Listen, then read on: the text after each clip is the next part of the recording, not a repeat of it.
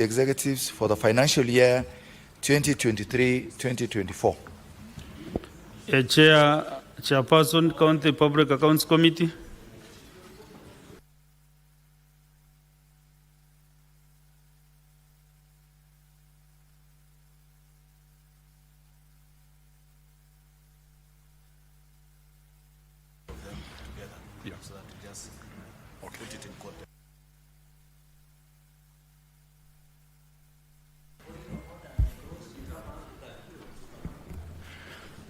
Mr. Speaker, sir, I beg to move the motion that the Senate adopts the report of the Select Committee on County Public Accounts on the consideration of the reports of the Auditor General on the financial statements, Volume 1 and 2, for Mombasa, Kwale, Kilifi, Tana River, Lamu, Taita Taveta, Garissa, Wajir, Mandera, Marsabit, Isiolo, Meru, Tharaka Nithi, Embu, Kitui, Machakos, Makueni, Nyandarua, Nyeri, Kirinyaga, Murang'a, Kiambu, Turkana, West Pokot, Samburu, Trans Nzoia, Uasin Gishu, Elgeyo Marakwet, Nandi, Baringo, Laikipia, Nakuru, Narok, Kajiado, Kericho, Bomet, Kakamega,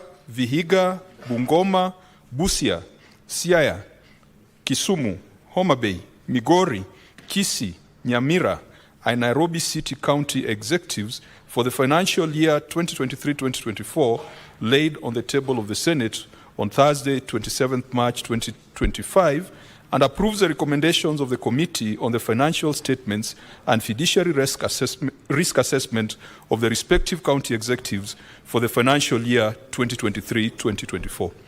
Mr. Speaker, as I move this motion, I want to thank the leadership of the House and your office for granting us the opportunity to have a special sitting today in order to deal with a constitutional timeline. Mr. Speaker, Article 229 of the Constitution of Kenya requires the Auditor General to conduct audits on all public accounts, including county governments and their entities, and to submit those reports to Parliament by 31st of December. Mr. Speaker, once Parliament receives those reports, the Constitution requires Parliament to consider, to debate, and to take appropriate action within 3 months.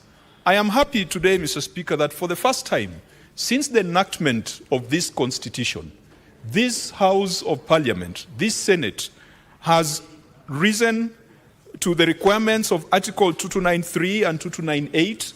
And Mr. Speaker, when these reports were tabled in the House, they were referred to the Public Accounts Committee, and the Public Accounts Committee has done the necessary interrogation and assessments and is able to bring a report to the House.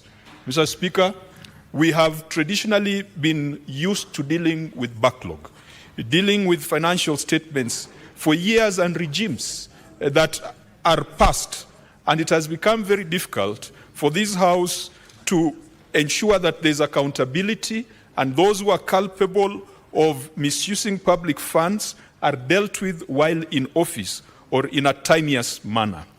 Mr. Speaker, we had a few challenges before I get to the content of the report that is before us. We have two reports. One report is about 2,300 pages long, and it is the detailed report of audit issues identified in each county government. It contains the observation of the Auditor General, it contains the response of the management, and it contains the recommendation of the Senate. But the more useful report that I would wish to direct the members of Senate to is a 200-page fiduciary risk report, a detailed report that summarizes all the risks that were identified by the Auditor General in the financial year 2023-2024. Mr. Speaker, this report, in terms of drafting and authorship, it was led by the Parliamentary Budget Office, a directorate within the institution of Parliament that is well equipped with fiscal analysts to be able to advise committees of the House on fiduciary and fiscal matters. And so, even members, as we follow this motion, I want to urge you that the 200-page fiduciary risk report gives a global view, but the 2,000-page detailed report, you probably might be interested in going to the section where the issues from your county have been listed. Mr. Speaker, in terms of methodology, the committee sought responses from all the entities where the Auditor General had submitted an audit report. A few entities were invited for physical interrogation and inquiry, and Mr. Speaker, unfortunately, most of the entities that we invited for the physical interrogation chose not to appear, and they sent letters of regret, but nonetheless, we went ahead to consider their written response. Mr. Speaker, there are a few entities that chose not to appear at all and chose not to respond. And we took that to be contemptuous of the role of Parliament. Mr. Speaker, the list of shame of counties that failed to respond, failed to appear, and gave frivolous excuses for that action includes Isiolo, includes Kajiado County, Baringo County, Marsabit County, and Mr. Speaker, Nyamira appeared, but they did not satisfy the documentation requirements of the committee, so it was deemed to be an unperforming appearance. And Mr. Speaker, part of the prayers we are making in this detailed report, which I will summarize at the end, is that these counties that were invited, they failed to appear, they failed to file written response, that the House directs that the relevant committee, the Public Accounts Committee, issues summons to compel their appearance. Because it cannot be that they require us when it comes to appropriation of funds to counties, but they show us a middle finger when it comes to accounting for those resources. Mr. Speaker, all of this morning, this Senate has been debating on how we are going to stand up to the National Assembly to send more than 52 billion shillings to the counties. We play our part to send money to the counties, and the governors and the chief executive officers must play their part in ensuring that there's accountability for those resources. Mr. Speaker, this process that we are doing ideally should be happening at the Senate and in each of the 47 county assemblies. The Constitution has given us a concurrent mandate or jurisdiction. In fact, the timeline of 3 months is shared between the county assembly and the Senate. Chair, Senator Kajwang. Senator Chalgei, familiarize yourself with the standing order 117. You should not stand between the senator speaking and the chair. If you need to consult those documents, carry them to your seat. Thank you, Mr. Speaker. The county assemblies ought to have considered all these reports because primary oversight is exercised at the county assembly level. Mr. Speaker, in our consideration of the report, we did not come across any county assembly that had already considered the reports. And so it would appear as if our brothers in county assemblies have absconded their primary oversight role to the Senate. Part of the recommendations we are making is on how Senate can help build the capacity of county assemblies to be able to be the first line of oversight. Mr. Speaker, in terms of findings, the Parliamentary Budget Office tells us that the fiduciary risks that counties face can be quantified, and it has been quantified to 532 billion Kenya shillings. Mr. Speaker, I know you will wonder that the annual transfer to counties does not get to 532 billion. So how is it that counties face fiduciary risks of that amount? If you look at that fiduciary risk report, there is a schedule that breaks down fiduciary risks faced by every county government. And I want to ask members to take an interest, go to the section that lists the fiduciary risks faced by your county government. Fiduciary risks, Mr. Speaker, is not just issues that come out of budget, but the other risks that the county faces, perhaps from litigation, the other risks that county faces, perhaps from unsettled liabilities like pending bills, contingent liabilities, legal fees, assets that have not been properly identified, and so there's a risk that those assets could get lost. Mr. Speaker, what the PBO has told us is that if county governments were to be grouped together as a commercial entity, then they would be technically insolvent, because in terms of potential liabilities, it far outstrips the potential assets that they have. So the fiduciary risk faced by county governments as at 2023-2024 amounts to 532 billion against an annual transfer of 400 billion.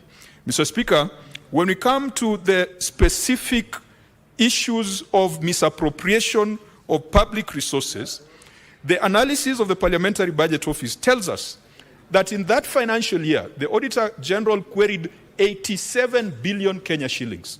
Now, 87 billion Kenya shillings in a financial year is probably 24% of the money we send to counties. The Auditor General tells us that 24% of the money we are sending to counties is being misused. And Mr. Speaker, the specific issues that underpin the 87 billion is irregular expenditure, 39 billion. Unsupported expenditure, 49 billion. Unbudgeted expenditure, 7 billion. Nugatory expenditure, that is things like penalties and fines, expenditure that is avoidable, 9.5 billion. Unaccounted expenditure, 157 million. Mr. Speaker, it's a sad day that in the morning we are struggling to send 52 billion to county governments, and in the afternoon we are looking at a report that is telling us that 87 billion Kenya shillings that the Senate sent to county governments cannot be properly accounted for. Mr. Speaker, I'll give you a few examples. The irregular expenditure of 39 billion, if you go to Marsabit County spends 16.5 million on insurance for vehicles that are grounded. 16.5 million could probably sink 8 wells, but they pay that for insurance and the vehicles are not moving. That is in the report. Mr. Speaker, Nairobi City County spends 146 million Kenya shillings, 146 million Kenya shillings to pay salaries for former Nairobi Metropolitan Service staff, NMS, after expiry of their contract. Further, Mr. Speaker, Kilifi County pays 71.5 million to legal firms without proper authorization.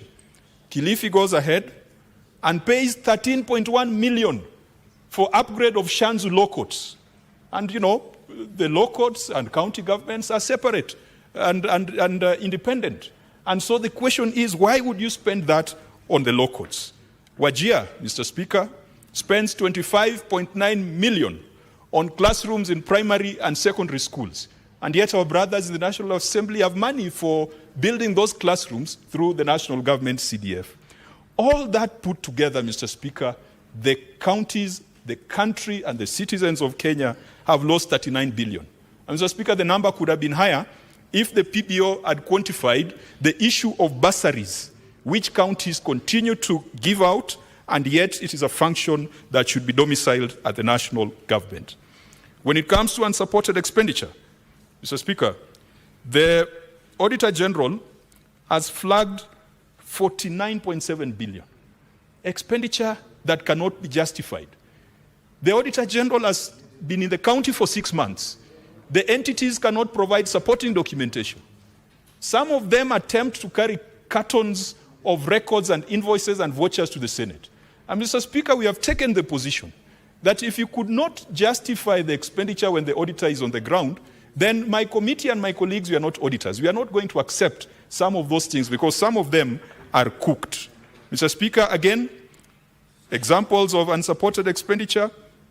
Mandera spends 148 million to purchase pharmaceuticals, and yet they cannot provide the supporting evidence. And I thought, Mr. Speaker, that was the easiest thing to do.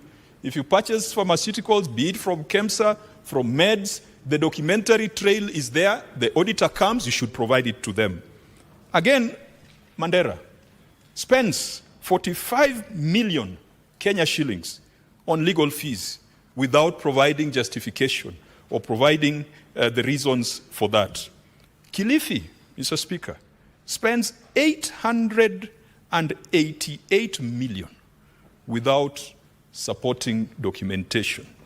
Again, Marsabit, 599 million. Uasin Gishu, 414 million without supporting documentation. Mr. Speaker, let's call it what it is. That is theft. If the records cannot be found when the Auditor General is on the ground, 6 months later, Mr. Speaker, this House has been sanitizing theft and crooked behavior in counties. And we have brought a report to the House saying that this is unacceptable and action must be taken. There is also loss of money through unbudgeted expenditure. Mr. Speaker, budgets are sacred documents because it is a commitment between the governors and the people they govern. And it is supposed to be exercised through the county assembly. Nairobi spent 13 billion Kenya shillings, Mr. Speaker, without a budget. 13 billion. And you ask yourself, where would the assembly be if there is such a huge budget variation? Because 13 billion is probably 30% of Nairobi's budget. Embu, Mr. Speaker, 448 million, unbudgeted. Nyamira County, Mr. Speaker, the governor told us yesterday that the assembly is split in the middle. You have 2 speakers, you have 2 clerks, you have 2 messes. One assembly sits in the assembly chamber, another one sits under a tree and says that it is assembly machinani, and the governor chooses to send his budget to the assembly that sits under a tree, and not the assembly that sits in the assembly precincts. Mr. Speaker, this is madness. And I think that Kenyans have been tolerant for too long, and we now need to send out very strong messages and strong recommendations on this. Another wasteful means of spending public funds, Mr. Speaker, is what the accountants call nugatory expenditure. As I said earlier, nugatory expenditure is avoidable expenditure, penalties, interests, and fines. Mr. Speaker, Kisii County spent 1.7 billion on penalties and fines that could have been avoided. And those are penalties and fines to CPF, Lab Trust, and Lab Fund. Kiambu spent 414 million on penalties and interest. Mr. Speaker, I wish the House could direct that where a county government incurs penalties and interests that are avoidable, then the accounting officers should be surcharged. Personally. Because some people just sit on invoices, they sit on court orders, they sit on statutory contributions and wait for the interest to pile. Mr. Speaker, 1.7 billion in Kisii could do so much instead of lining up the pockets of these fund managers because of interest. Finally, Mr. Speaker, and these are what I call outright illegalities, unaccounted expenditure. The analysis of the Parliamentary Budget Office is that unaccounted expenditure in that year was 157 million. And Mr. Speaker, unaccounted expenditure is what it is. It is money has left the county, but there is nothing to show for it. Tharaka Nithi, 76 million, was charged on the retention account, but there was no evidence that it was used to settle retention and deposits as required by law. Tana River, 37 million was used on fuels and motor vehicles, but there was no evidence of the vehicles having been bought. Wajir, 18 million to buy laptops and printers, but there was nothing to show. Isiolo, 17 million to buy equipment for an emergency unit, but there was nothing to show. Mr. Speaker, this we must call it what it is. It is theft. It is across the board, honorable senators. And I want you to look at those reports and you will be able to see what is going on. Mr. Speaker, the other fiduciary risk, Mr. Senators. Order. I don't know why they are jittery when I talk about the misdeeds of their governors. I am going to spill more. Senator, Mr. Speaker. Chair, I think it's because you said finally, so they want to hear more, especially on their counties. Yes, Mr. Speaker, the other problem, the other fiduciary risk, and as I look at the other fiduciary risk, I'll give examples of other counties. Mr. Speaker, the other fiduciary risk identified by the Parliamentary Budget Office is pending bills. The total stock of pending bills, as per the Auditor General's report, and Mr. Speaker, we have a problem because the Control of Budgets report does not agree with the Auditor General's report. And county governments sometimes cannot tell you what the exact pending bill is because they have set up task forces which then review the work of previous task forces. But according to the reports of the Auditor General, pending bills increased from 163 billion in the prior year to 179 billion Kenya shillings in this financial year. Nairobi leads the pack with pending bills worth 118 billion. Kiambu follows with 6.3 billion. Mombasa, 4.4 billion. Machakos, 4.1 billion. Bungoma, 3.5 billion. And yet, Mr. Speaker, this House passed what we call the Ledama motion that gave directives or directions on county governments on how to deal with pending bills. To date, we have not seen implementation of those very clear resolutions. Mr. Speaker, 24 counties have pending bills above 1 billion Kenya shillings. Now, the problem is that they are not doing age analysis. Because if you do age analysis, you might realize that some of the pending bills are 5 years and older. An example is Kirinyaga. Kirinyaga had a pending bill stock of about 1 billion. 500 million was 5 years old and above. It means that the governor has chosen to pay contractors in the current period and has decided that the Ndadi contractors or the contractors of the previous administration will not be paid. And sometimes governors say that they can't pay, they won't pay, forgetting that if there was someone with a valid claim, someone who did work, they can go to court and they can force a charge against that county. And that is why we said that the fiduciary risk in county governments far exceeds their revenue at 500 billion because of these things like mismanagement of pending bills. Mr. Speaker, the High Court sitting in Kitale made it clear that these task forces that are being established to review pending bills, to review HR, to review wage bill, the first port of call for county governments is their internal audit function. Every county has an internal audit function. Every county has an audit committee, and the Office of the Auditor General is available. And so the High Court made it clear that those task forces are illegal. So, Speaker, we have made that clear in our recommendations that we don't expect counties to set up task forces, but to use internal resources and also to comply with the Senate resolution on settlement of pending bills. Mr. Speaker, let me move very quickly to another fiduciary risk that cuts across county governments. The Public Finance Management Act requires counties to demonstrate fiscal prudence. And that means that wage bill should not exceed 35%, and development should be 30% and above. Mr. Speaker, 16 of the county governments have wage bills in excess of 50%. A clear violation of the PFM, a clear violation of the Constitution, but every year we agree we send them more money because they give us excuses that they are former municipalities. They give us excuses that county governments came to provide jobs. Mr. Speaker, 35% is a benchmark. Do we deal with the law as it is or the law as it ought to be? The law as it is that the ceiling should be at 35. But we have 16 counties above 50%. Kisii leads at 60%. Nyeri, 55%. Nairobi, 56%. Mombasa, 57%. Laikipia, 55%. Homa Bay, I think 50 or 52%. I mean, they are all abusing the requirements of the PFM. Can this House resolve that for counties that cannot be fiscally responsible, we stop the transfer of funds until they bring a recovery action plan as required under Article 225 and subsequent legislation? That is a decision of the House, and we have made those recommendations. Could this House bring back the fiscal responsibility index in the formula for revenue allocation? We used to have a 2%, so that these counties that have complied, only 11 counties, Mr. Speaker, only 11 counties are spending less than 35% on wage bill.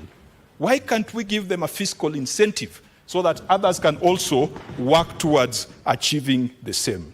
Mr. Speaker, a further fiduciary risk that's been identified across all the reports is legal fees. It was in the headlines of yesterday's publications. I don't need to say a lot about it. Now, legal fees has become the new conduit for embezzling public funds, and county governments are also not disclosing their contingent liabilities. So you find that you step into office as a governor, you don't know what litigation is in court against the entity, and someone just springs up with a court order. And we've seen cases where people have sprung up with awards of 1 billion shillings and upwards. Mr. Speaker, this issue of legal fees, perhaps we need a multi-stakeholder approach. And this is one area that I would be requesting that the accountability committees could sit together with the Justice and Legal Affairs Committee to get to the bottom of this rot and this mess as far as legal fees is concerned. Mr. Speaker, we have also cited issues of professional negligence.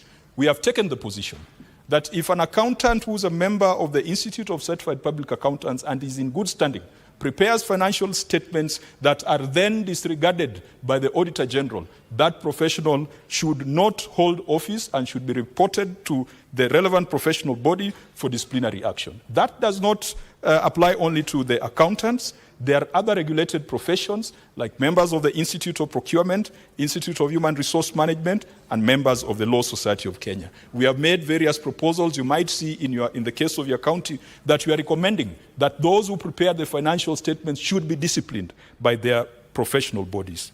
Mr. Speaker, allow me to spend a minute to talk about systems used in county governments. We have a system called IFMIS. It is extremely porous. It is not porous by original, Mr. Speaker, IFMIS is an Oracle-based system, the platform that runs major core banking software and huge e-commerce applications across the world. In Kenya, IFMIS is porous by design. Is it by design? It is porous by design. People have built backdoors into IFMIS. And county governments are using IFMIS more of like a suggestion rather than as a rule. Mr. Speaker, the PFM requires the National Treasury to define and prescribe a system of financial management for counties. Now, counties can use IFMIS. They have accepted to use IFMIS, even though they don't use it properly. But where they draw the line is when it comes to revenue collection systems. They can use one system. From Treasury for financial reporting. But when it comes to revenue collection systems, governors have decided that they do not want to be dictated to by the national government because they want to buy their own little revenue collection systems that have algorithms that deposit money into their accounts. Mr. Speaker, this House must resolve that the Auditor General should do a special systems audit on the revenue collection systems across the counties. And Mr. Speaker, it came to a realization that even as we are looking for a single revenue collection system, the Ministry of ICT has built a system which currently Nairobi County is using on a software as a service model. You do not have to spend 70 million, which is the average cost of a system, to buy it. You probably just renting space. It sits on the cloud. And now the Treasury and KRA are trying to build another system. I hope it is not going to cost 104 billion like the others for the health authorities. But Mr. Speaker, we must provide guidance that the Auditor General has the capacity. It has a systems audit department that they must bring to this House a proper systems audit. Mr. Speaker, sometimes it is sad that a vendor is blacklisted in one county. I do recall, I think in the last parliament, there was a vendor in Nairobi. And this Senate made a resolution that that vendor was not fit to do business with the county government. He rushed to the next county and is now doing business in that county. We must bring effect to debarment of service providers who occasion loss of public resources. And so, Mr. Speaker, the weakness of these systems reflects also on poor on-source revenue collection. Mr. Speaker, almost all the counties were unable to meet their on-source revenue targets. And there are so many stories, but the underlying one is the weakness of systems, but there's also the aspect of non-collection of property rates. Mr. Speaker, I know that some parts of the country, when you tell the governors to prepare a valuation roll, they will tell you that the land tenure system is such that people would not want to pay more, or investors would be frightened. Mr. Speaker, I think Kiambu and Nairobi has had a problem in terms of updating their valuation role. But from the reports we have, Kisii County is missing out on 546 million due to uncollected rates. Kitui County is missing out on 1 billion Kenya shillings. Kajiado County is missing out on 11.9 billion Kenya shillings in terms of rates that could have been collected. They don't even need to revise the evaluation roll. They just need to apply the current one. Even though some of these, Mr. Speaker, are collections in lieu of rates, and this Senate needs to provide a way forward to help these county governments to collect those obligations. As I quickly try to wind up to allow members to debate, Mr. Speaker, the other fiduciary risk that we have analyzed there is on imprests. By the closure of the financial year, 318 million of imprest was not accounted for across the county governments. Kilifi was leading with 90 million Kenya shillings in the hands of officers unaccounted for. And Mr. Speaker, remember, by the time these reports come to the Senate, it is 6 months after the close of the financial period. And so the officers ran to the Senate with boxes showing surrender vouchers, surrender warrants, and we ask where those items were during the audit. Turkana had 85 million of unsurrendered interest. Samburu had 39 million of unsurrendered interest. Mombasa had 25 million, and Kakamega, where Senator Boni comes from, had 18 million lying in the hands of officers and not surrendered. Interest management, Mr. Speaker, the PFM Act makes it very clear on who bears responsibility, and we have made those recommendations. Mr. Speaker, governance arrangements in counties. Many county governments don't have audit committees, and it seems to be deliberate because they don't want anyone to ask them questions. I think it was Kerenyaga that appeared before us. The audit committee is non-existent, and if there's no audit committee, the internal audit function, their plans cannot be approved because it's an audit committee that approves the plans of the internal audit committee. In fact, Mr. Speaker, there were close to 11 counties. There were close to 11 counties that did not have functional audit committees, functional internal audit function. There were counties that did not have functional county public service boards. Kisii was one example, where the former chair of the board became the deputy governor after this house did what this house did. And so the county public service board is non-functional, and so they cannot recruit, and they cannot sort out the many HR issues that they have. Mr. Speaker, we also have talked about prior issues, and this is one of the issues, Mr. Speaker, that the Senate has gone to court over. If you do recall, Justice Jairus Nga made the ruling that Article 2293, 2298 must be complied with strictly. But the Senate went back to court for a judicial review, seeking administrative reliefs to allow us to deal with backlog. What we are doing today is compliance with the High Court's ruling. In fact, not just the High Court's ruling, we are complying with what the Constitution requires us to do. But we've had about 10 years of bad manners, Mr. Speaker. And I think it would be responsible for the courts to say that if we did not comply over the last 10 years, that that expenditure now should be water under the bridge. We must find certain administrative reliefs to enable us to hold to account those governors, even in periods where the audit reports had not been considered. Mr. Speaker, in Uganda, they have put it in law. What happens when Parliament fails to consider the audit reports? The same way it has the county assemblies have failed. Because as I'd mentioned, perhaps it was only Kakamega County Assembly that demonstrated to us at some point that they were up to date in consideration of the Auditor General reports. But the rest, we have a problem. In Uganda, Mr. Speaker, if 6 months lapse after tabling of the audit reports and Parliament does not take action, the audit report is adopted automatically. It is just like the way we treat statutory instruments. If Parliament does not take action on statutory instruments within the 14 days or within the duration prescribed, they become law. And Mr. Speaker, we'll also be making recommendations that we need to amend our legislation, we need to amend our procedures to allow the audit reports to become law if Parliament fails to act. And Mr. Speaker, that then should give us a window to be able to deal with issues from past financial years. I want to come to a conclusion by making a few proposals on how we can do our work better. I must admit that with 2,300 pages, it is very possible that we may not have captured certain issues with the precision and with the sharpness that is required. Mr. Speaker, even though we adopted this report by consensus as a committee, we do agree that some of the recommendations could be generic. Some of them could be fairly timid in nature. In some cases, we are calling for administrative action, where it is clear that perhaps there was theft. In some cases, we are calling for regularization of processes, where the process was illegal ab initio. Mr. Speaker, I want to encourage individual members or members to look at their individual county recommendations so that we can, after this adoption, look at them and tie them up and ensure that they are enforceable.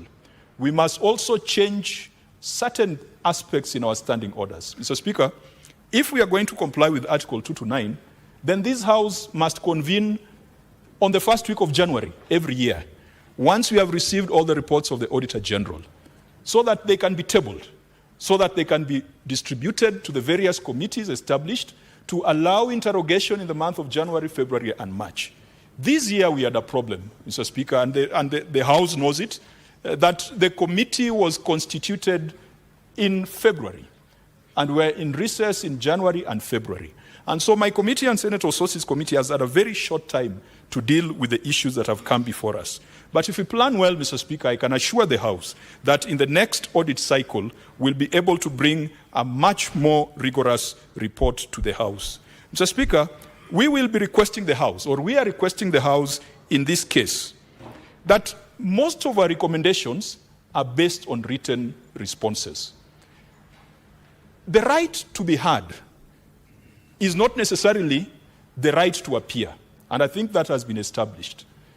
But when you are relying on written responses, it is not possible to vouch for the authenticity of the records that are being tendered.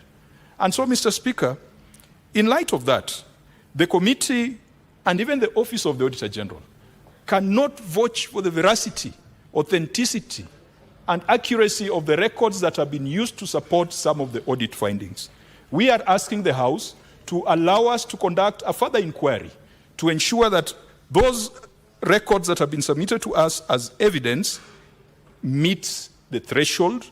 And Mr. Speaker, if they fail to meet the threshold, we are also asking that this House allows the committee to follow up with the relevant agencies, the DCI, the EACC, the OAG, the COB, and the National Treasury, to take action on perpetrators of illegalities and irregularities that have been documented in this audit report.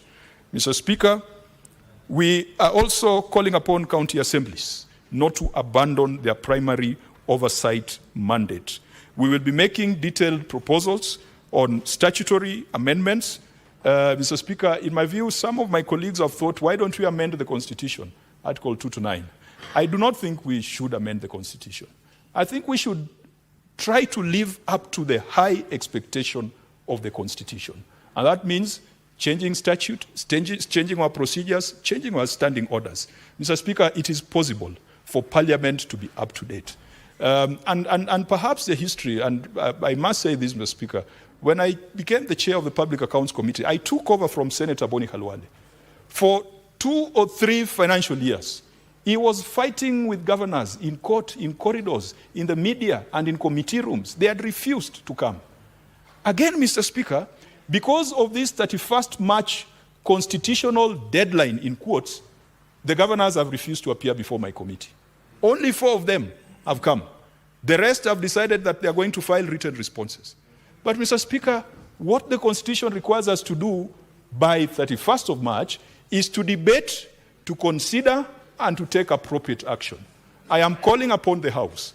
As far as appropriate action is concerned, the right thing to do is that we will treat this as our interim recommendation, but the detailed analysis, the detailed inquiries can still be pursued by the relevant committees with a view to following up on implementation as required by the Public Audit Act. Mr. Speaker, that is our prayer to the House, and I just want to finalize by thanking all the stakeholders who contributed, the Parliamentary Budget Office for producing the third version. No, this is a second version of the Fiduciary Risk Report.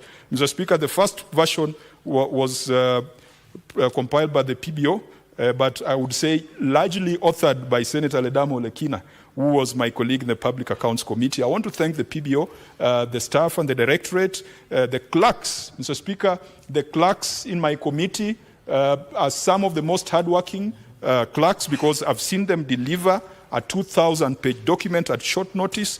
Our stakeholders, the Treasury, the EACC, and the members of my committee, as well as the House, for showing confidence in us and for allowing us to carry out this critical and very sensitive function.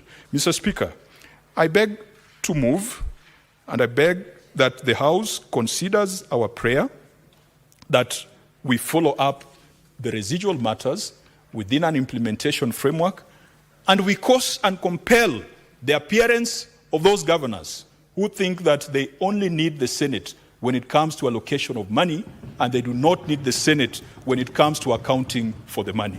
Mr. Speaker, I beg to move, and I would request my Vice Chair, Senator Mwaruma, to second. Thank you, Mr. Speaker. Senator Mwaruma Jones. Asante Mheshimiwa Spika kwa hii fursa umenipa ili kuunga mkono huu mjadala wa kuidhinisha ripoti ya kamati ya bunge ya uhasibu wa pesa zinazoenda kwa magatuzi. Mheshimiwa Spika, Seneti inaketi kwa sababu ya majukumu yanayotolewa katika ibara ya 96 ya katiba ya Kenya, ambayo inasema ya kwamba kazi ya Senate ni kulinda magatuzi. Mheshimiwa Spika, katika hekima ya waliotunga katiba yetu mwaka wa 2010 tulikuwa na serikali awamu mbili, serikali za magatuzi na serikali ya kitaifa. Mheshimiwa Spika, jumba ya Seneti ikapawa jukumu la kupitisha sheria za kugawanya pesa za kwenda kwa magatuzi. Tulishafanya hivyo Mheshimiwa Spika kwa kupitisha sheria ambayo inagawanya pesa kwa serikali ya kitaifa na kwa serikali za county inayoitwa Division of Revenue Act, na tukapitisha pia sheria inayogawanya fedha mara 47 inayoitwa County Allocation of Revenue Act. Mheshimiwa Spika, leo katika hiki kikao maalum cha Seneti tumejadili asubuhi yote ili kuongeza pesa kwa magatuzi zaidi ya bilioni zile zinaitwa conditional grants. Mheshimiwa Spika, pesa zikifika kwa magatuzi, wale wanaofanya bajeti ni watendakazi wa county ama county executive na bunge za magatuzi ama county assemblies, na pia wana jukumu la kutekeleza miradi.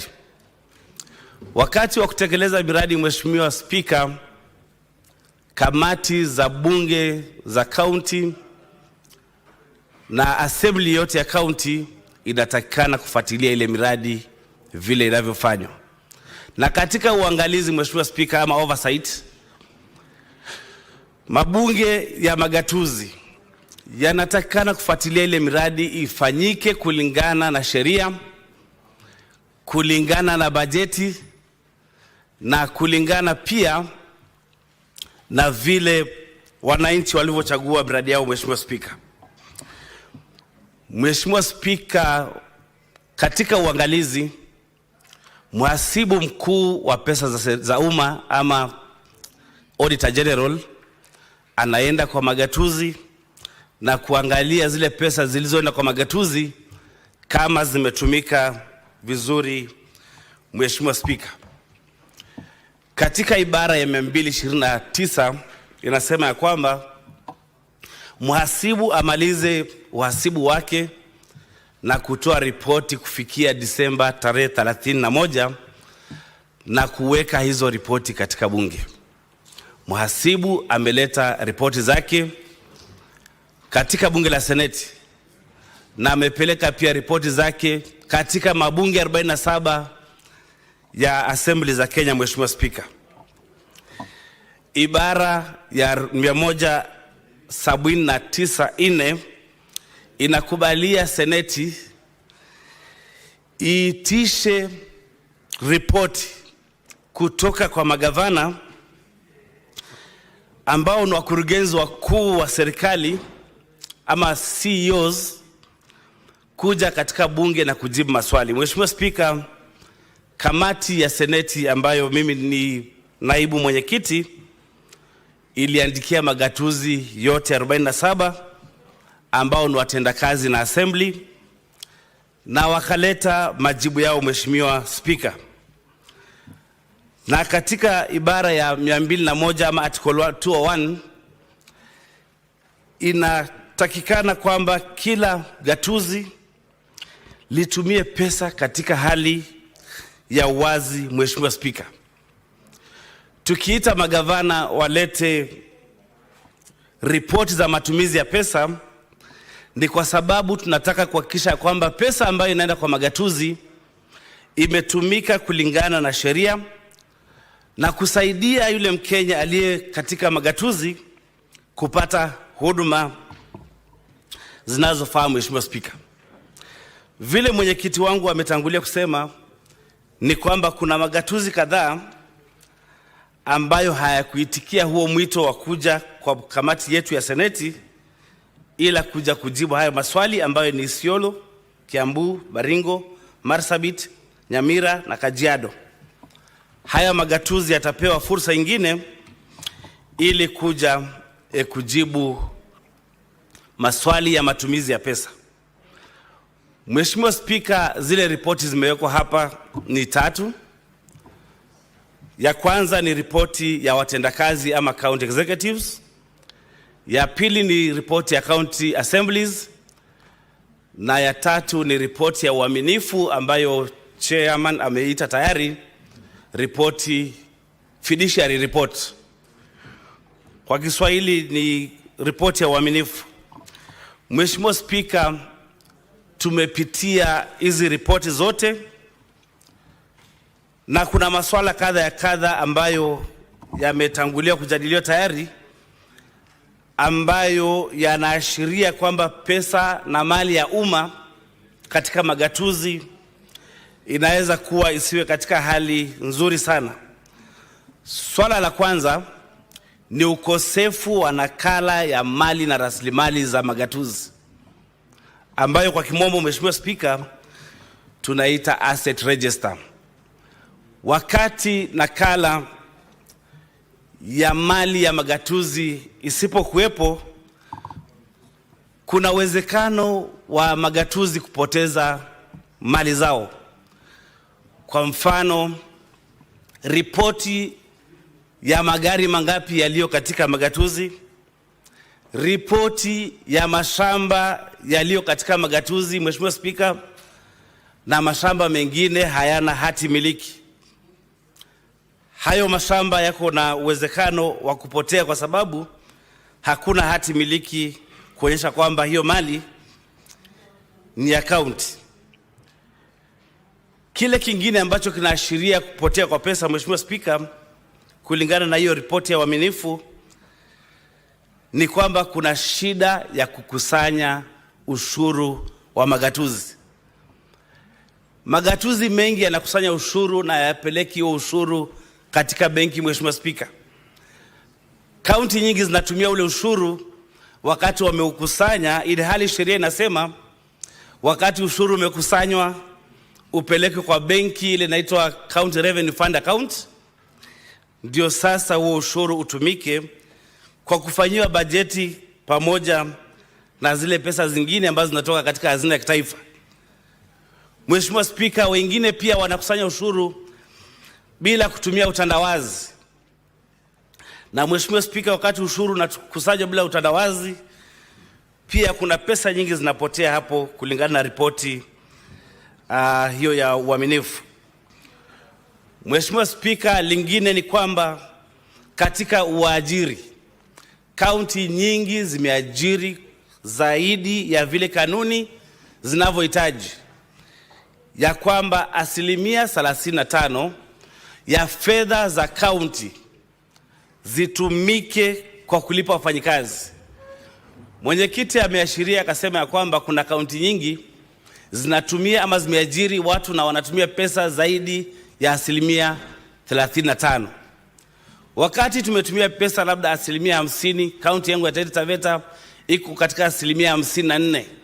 Ni kwamba pesa inabakia chache ya kufanya maendeleo.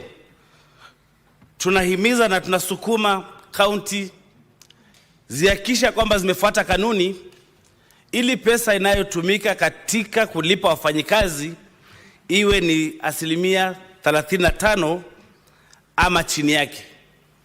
Kaunti nyingi, Mheshimiwa Spika, zinalipa mshahara ya wafanyikazi kupitia nje ya mfumo wa IPPD. IPPD, Mheshimiwa Spika, ni mfumo ambao unatumika kulipa wafanyikazi wote wa serikali. Lakini wakati magatuzi yanatumia ama yanalipa nje ya huo mfumo, ni pesa nyingi sana, Mheshimiwa Spika, zinaweza kupotea. Na katika kamati yetu tunafuatilia kwa ukaribu sana ili kuhakikisha kaunti zote zinalipa kulingana na huo mfumo wa utandawazi. Mheshimiwa Spika, kuna uchunguzi na mapendekezo mengi ambayo tumefanya katika hii report, lakini vile mwenyekiti amesema ni kwamba tulikuwa na muda mchache sana, na nashukuru wafanyikazi wa Senate kwa kujitoa mhanga, kwa kufanya kazi usiku na mchana kuhakikisha kwamba hii ripoti ya zaidi ya kurasa 2000 imeletwa leo na bila kupitisha ule muda ambao umewekwa katika ibara ya 229. Mheshimiwa Spika, katika uchunguzi wetu tumeona ya kwamba kaunti nyingi zinatumia pesa, lakini stakabadhi za kuonyesha kwamba ile pesa imetumika kwa mujibu wa kanuni haziko. Kwa mfano, kama ni tenda imefanywa, mkandarasi amefanya tenda na ameleta makaratasi ama nakala za kulipwa invoices, lakini amelipwa na zile karatasi haziko.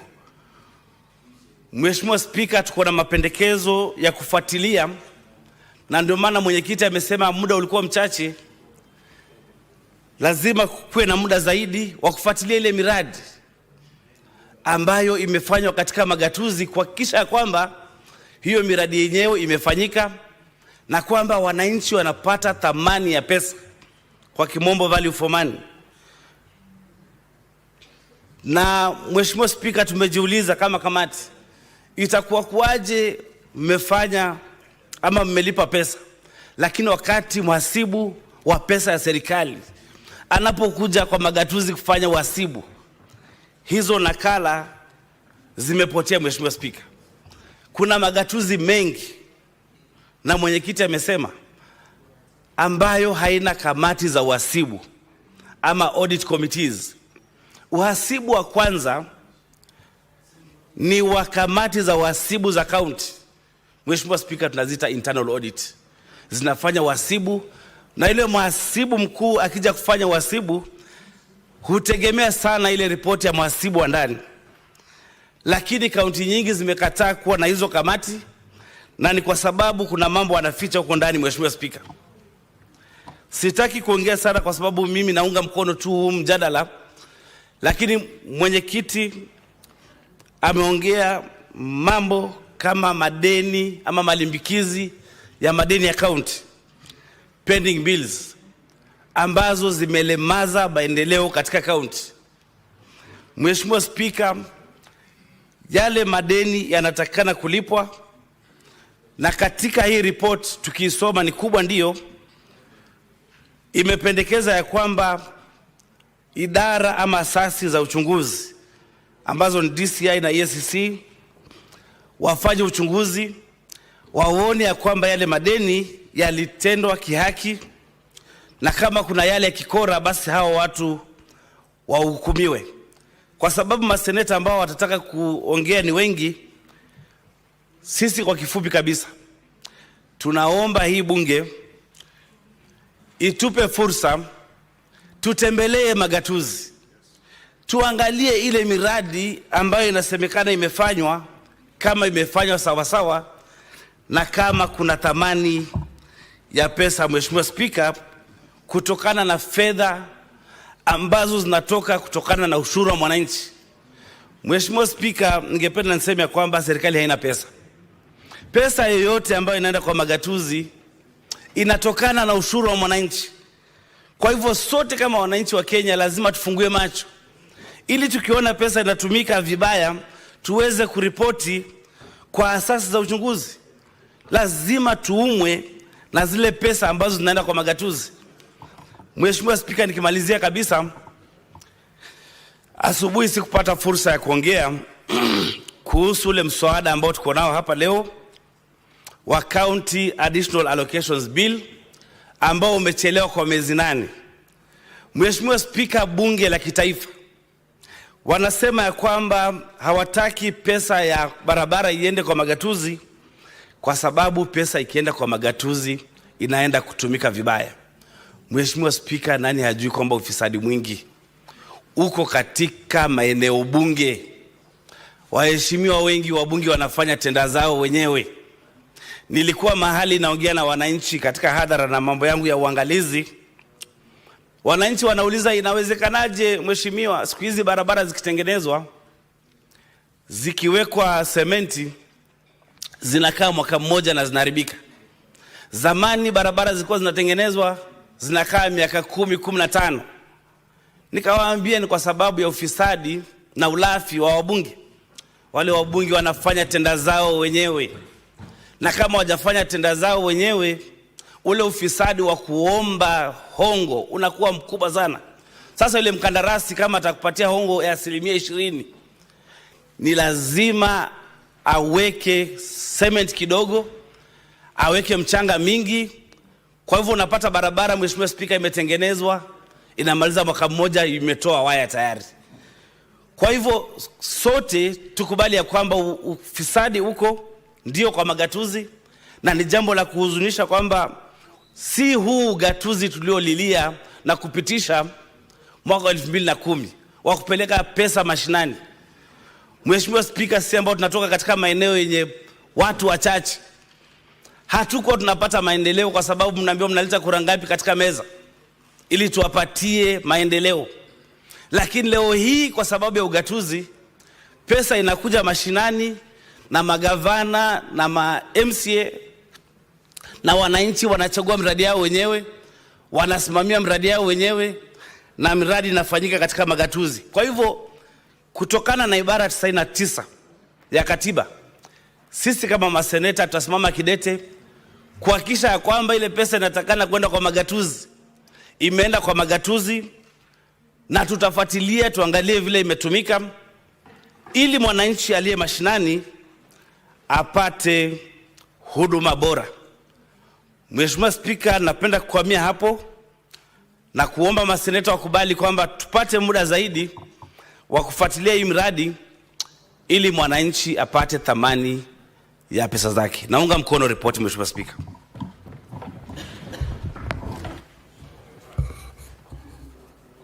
Honorable Senators, I propose the question that the Senate endorse the reports of the Select Committee on County Public Accounts on the consideration of the reports of the Auditor General on the financial statements, Volume 1 and 2 for Mombasa, Kwale, Kilifi, Tana River, Lamu, Taita Taveta, Garissa, Wajir, Mandera, Marsabit, Isiolo, Meru, Tharaka Nithi, Embu, Kitui, Machakos, Makueni, Nyandarua, Nyeri, Kirinyaga, Murang'a, Kiambu, Turkana, West Pokot, Samburu, Trans Nzoia, Uasin Gishu, Elgeyo Marakwet, Nandi, Baringo, Laikipia, Nakuru, Narok, Kajiado, Kericho, Bomet, Kakamega, Vihiga, Bungoma, Busia, Siaya, Kisumu, Homa Bay, Migori, Kisii, Nyamira,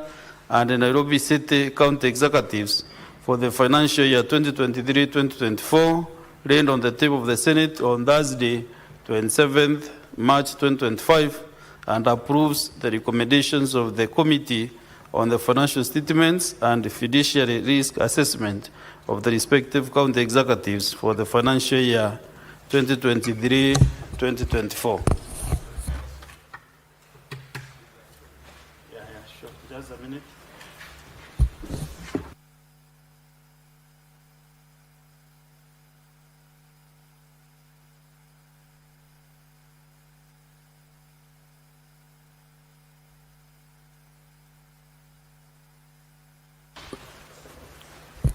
Honorable Senators, I have this communication to make on the visiting students from Sawagongo Boys High School in Siaya County.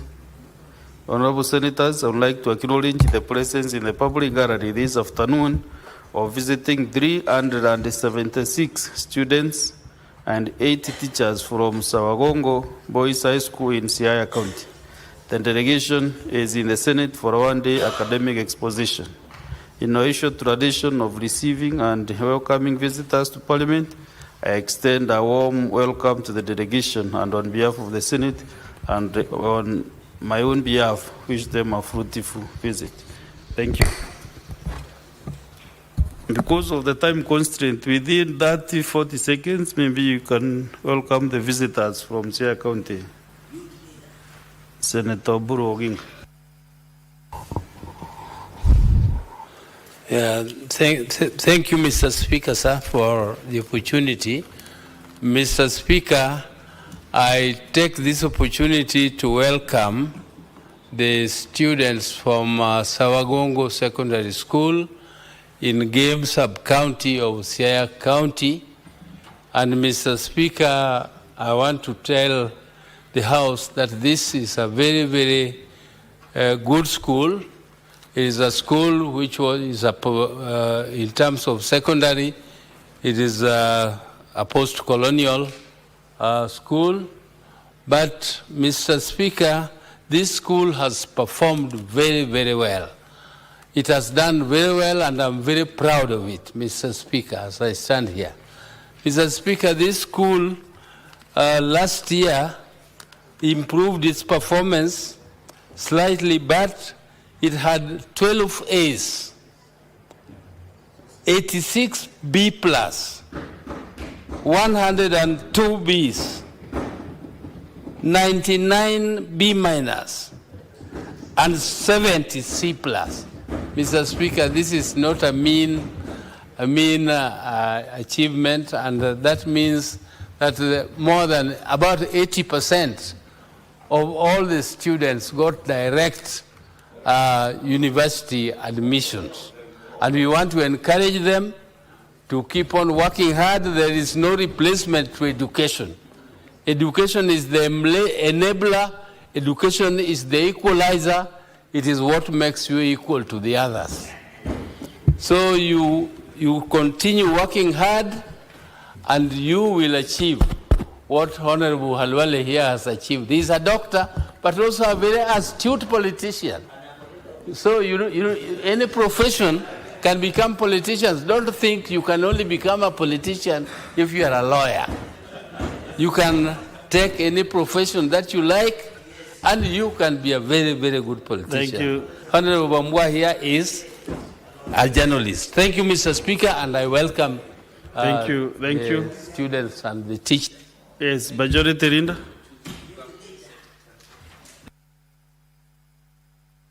Mr. Speaker, I rise to pursuant to Standing Order number 111 to move that debate on this motion be limited to 5 minutes for each senator. Mr. Speaker, we have a very difficult situation today. We have 5 motions which at the rise of the House at 6:30, all the work that our colleagues have done will be useless if we don't debate and consider them. Therefore, if there is a day that we must work like an orchestra and not like politicians. Today is the day. We have to do this, Mr. Speaker. Allow me to explain just in 30 seconds what we must do, because this does not affect this motion alone. It affects also the other 4 motions. We have to agree, Mr. Speaker, that we divide the time among us ourselves, because all these 4 motions are speaking to matters of accountability in either our counties or county assembly. So we have to agree that when you get an opportunity, you speak to all the issues that are either related to your county and the county assembly, so that we schedule the time. It's now 3:46, Mr. Speaker, as such that we know at what time now the mover replies on one motion. We begin the next motion, Mr. Speaker, so that we are able to conclude on all the 5. Otherwise, Mr. Speaker, it will be very unfair for our colleagues in public accounts who have worked extremely hard to bring us these reports, then we don't consider them. Therefore, I want to request that we limit to 5 minutes, Mr. Speaker, and also bear in mind that we have to do that on the subsequent motions. I thank you, Mr. Speaker. Then Majority Leader, for the sake of the chair, then also you further guide maybe how many senators will speak on a particular motion. Because we have 4 allow us to consult with the minority leader, so that we schedule time, maybe on motion 1. Because if you leave it open-ended, No, what we can do, Mr. you can't Speaker, achieve your targets. we can speak to motion 1, Mr. Speaker, say up to 4:20, motion 2 up to 5 o'clock, motion 3 up to maybe 5:40. I don't know, even because that takes it very long, almost 6:30. So allow us, Mr. Speaker, to consult with the leadership. Let's limit time first, then we come back to you with a proposal as a leadership. Also, final request, Mr. Speaker, if we can limit ourselves to the counties that at least are mentioned in the reports that are being considered. Also, further guidance that in the morning, you remember we end the additional allocation to the county's bill. And senators and the QD up to 1 from 9 a.m. up to 1 p.m. So I'll first give priority to the senators who are on the queue and did not get a chance in the morning. Today is a special session, and therefore it should be fair to all the senators who left their holidays to come to the Senate. Therefore, I think that is very clear. Yes, Senator Mboni. Mr. Speaker, very quickly, this is a place we find ourselves because of the court ruling, and therefore it is extraordinary. I want to beseech you, Speaker and colleagues, that we treat this as procedural motions, so that it is moved, it is responded to, we put the question, then next time we shall be better prepared. I can assure you, as one of the leaders in the House, that it will not be easy to have quorum for us to go in division if we stretch up to 6.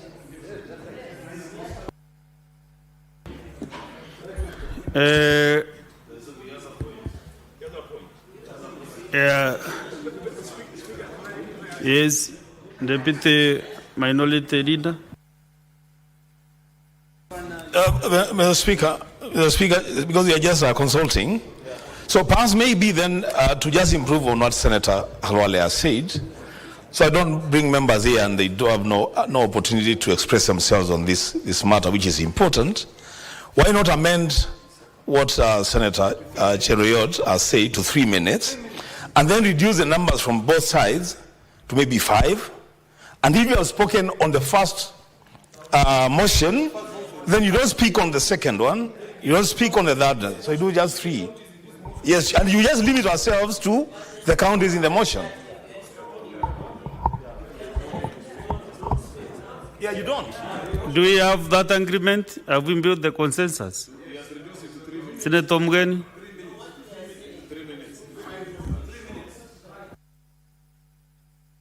Give Senator Kongo Mgeni the mic.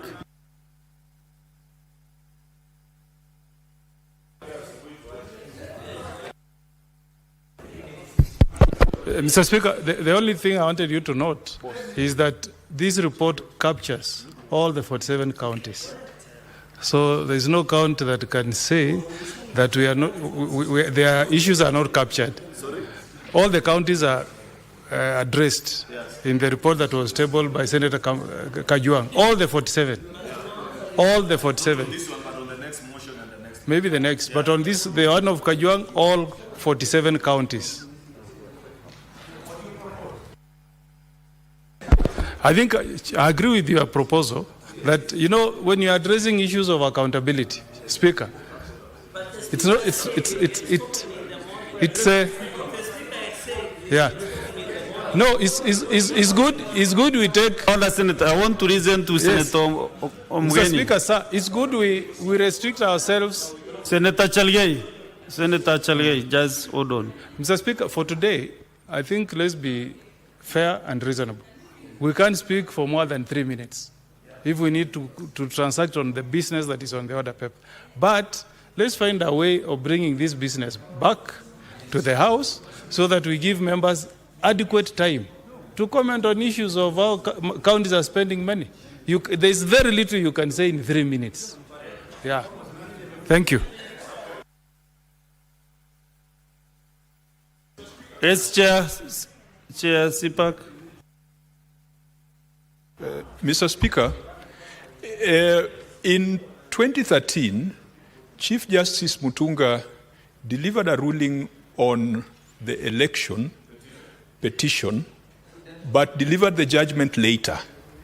He delivered the ruling within the constitutional timeframes, but the detailed argument judgment came later. And I think that's what Senator Khalwale is trying to say, that we've got a constitutional timeline. We bring what, in my view, the ruling was a fiduciary risk report. Mr. Speaker, we've really tried to break our backs to even bring a judgment by analyzing each county, which might not be very perfect. If it is a view of the House to allow the committee to go back and do a proper detailed judgment through inquiry and county visits, then Senator Boni's proposal can be entertained, but to allow those with burning issues between now and the time. Yeah, I think we are in agreement that we need to, every senator to take 3 minutes, and then at least 5 senators or 6 on each motion, every motion for the 5 motions that we have.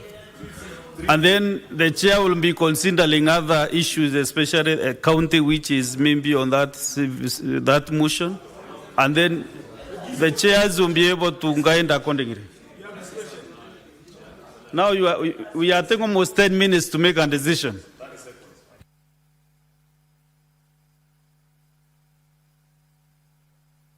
Give majority leader the.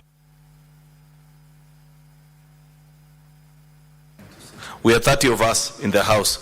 If we, because there are 5 motions, and the time we have already agreed, want to request that you then further guide that we limit the speakers to 6 speakers per motion. That will provide an opportunity for everybody to speak, you know, and it will take only about 2 hours, and we will have concluded. So that's a further guidance that we want to request of you, because then it will mean everybody who's in the House will get a chance to speak. Okay.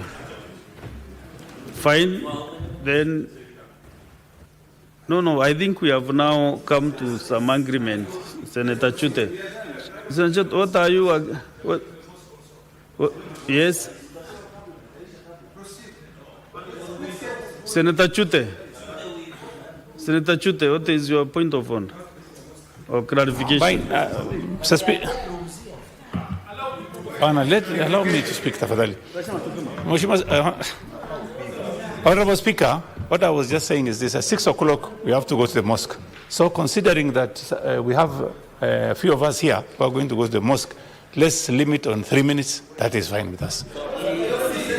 Yes. Okay, so let's proceed now. I start with Senator. I think I will first give those who were not able to contribute in the morning. Senator Ososi.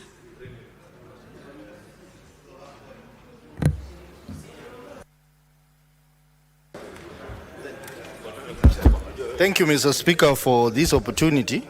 Mr. Speaker, first of all, let me commend the committee of CPAC for the great report they have tabled before us, which has very, very good information.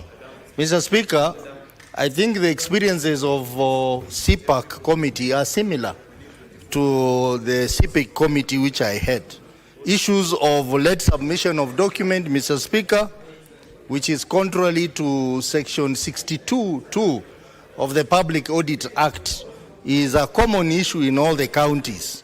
And I think it's a matter that we need to have a way of dealing with, even if it involves invoking the penalties under section 62 of Public Audit Act.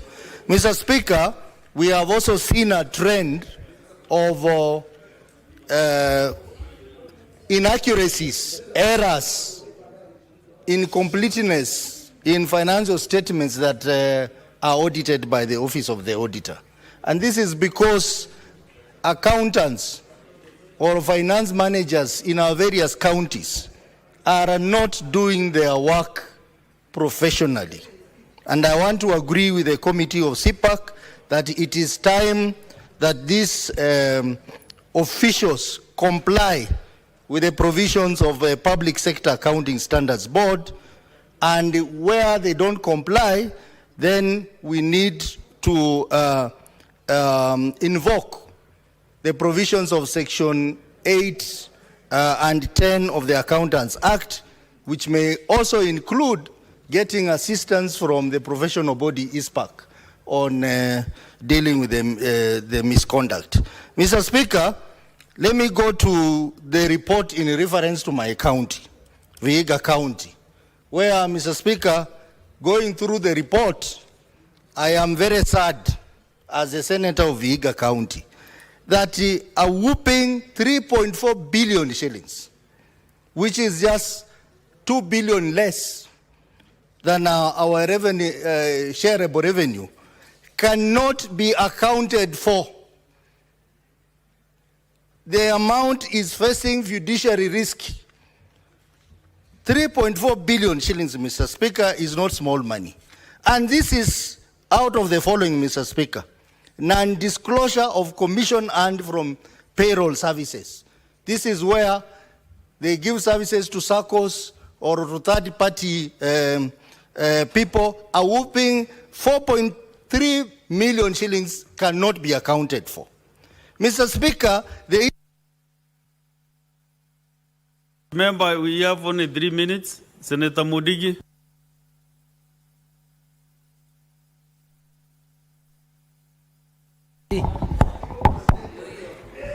Asante Bwana Spika, mmenipa ruhusa niweze kuchangia kamati ya CPAC. Ile kazi wamefanya kazi nzuri.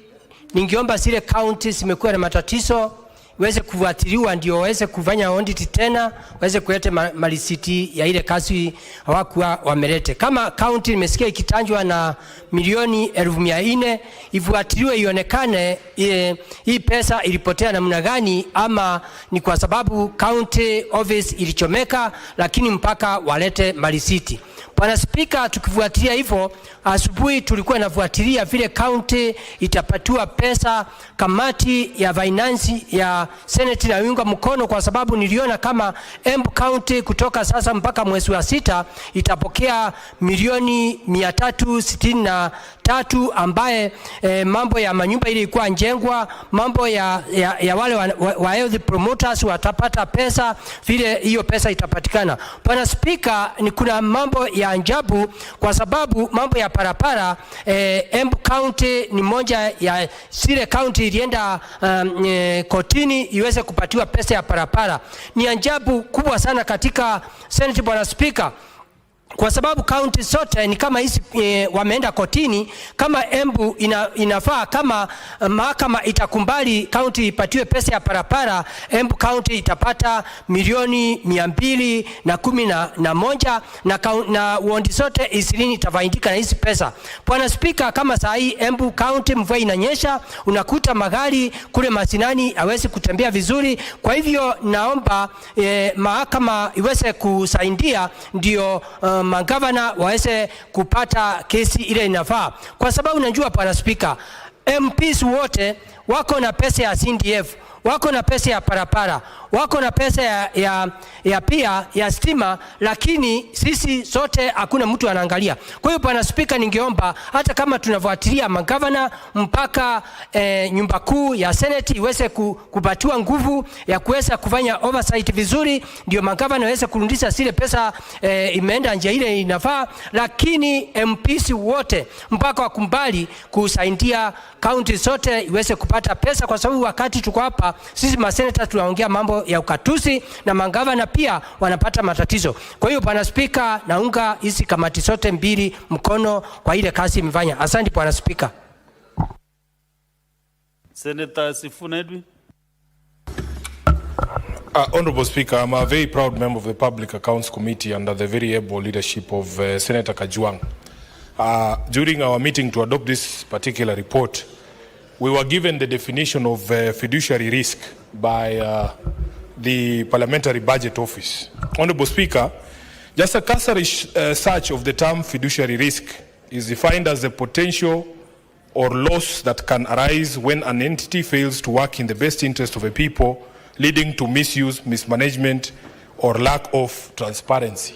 Honorable Speaker, in that report, you will see that the cumulative fiduciary risk exposure of all the counties, the 47 counties, is 532 billion.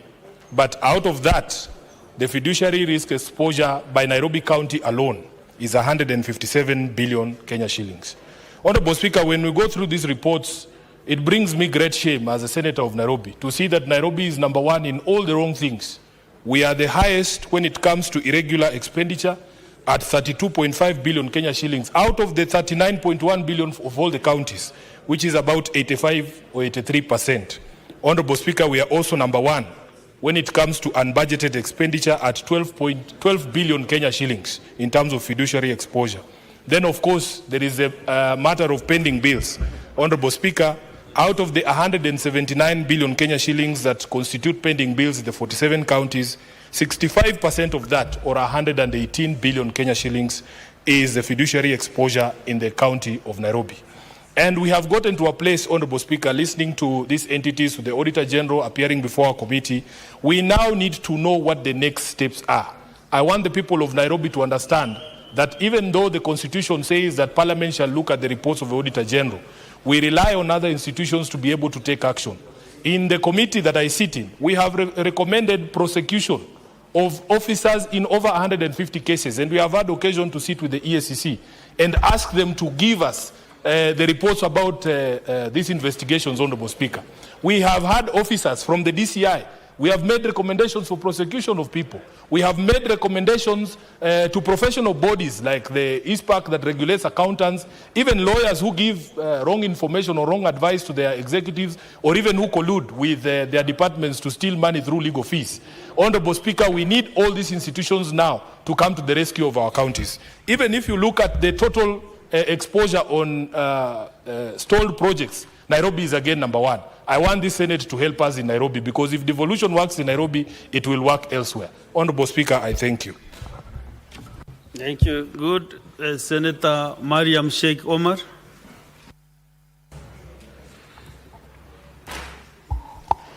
Thank you, Mr. Speaker, for giving me this opportunity. Mr. Speaker, I stand here to support the report from the Committee of PAC. Mr. Speaker, as I heard the chairman moving the motion of the report, the common issues among the counties are unsupported expenditure in fiduciary reports, 16 counties above 50 million. Mr. Speaker, most of the counties paid without supporting documents.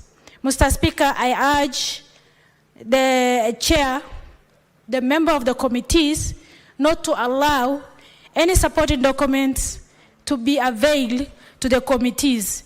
And again, Mr. Speaker, the county government, that's the governor, the CEO of the county governor, to take action to the officer who failed to avail documents to the auditor under the PFM, that is 156 PFM account, PFM Act 2012.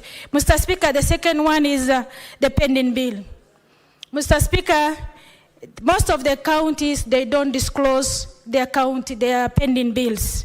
And again, pending bills is normally the first charge, and it normally accumulates all. Like Mandera County, it has 2.2 billion. That show they are not paying, they are accumulating the pending bill. Mr. Speaker, the other one is avoidable expenditure. Mr. Speaker, avoidable expenditure is like penalties, interests on statutory deductions, which has not been submitted on time. Mr. Speaker, the other one is install projects and the poor workmanship. Mr. Speaker, some counties, some the project because of installed because of the public participations and not involving the citizens, the people for their needs. Mr. Speaker, the other one is fixed asset register. Mr. Speaker, most of the counties, they don't keep their fixed asset register. That shows the fixed asset, the asset of the counties is unknown. Mr. Speaker, as the committee, the chair and the members of the committee make a follow-up on that so that they cannot, without Okay. Senator Olekina Ledamo. Thank you, Mr. Speaker. Mr. Speaker, let me begin by thanking the two committees, but I shall begin to thank the distinguished senator from Homa Bay for actually telling us what is going on in this country. Serious fiduciary risk. And fiduciary risk comes about when those who are tasked with the fiduciary responsibility fail to do so.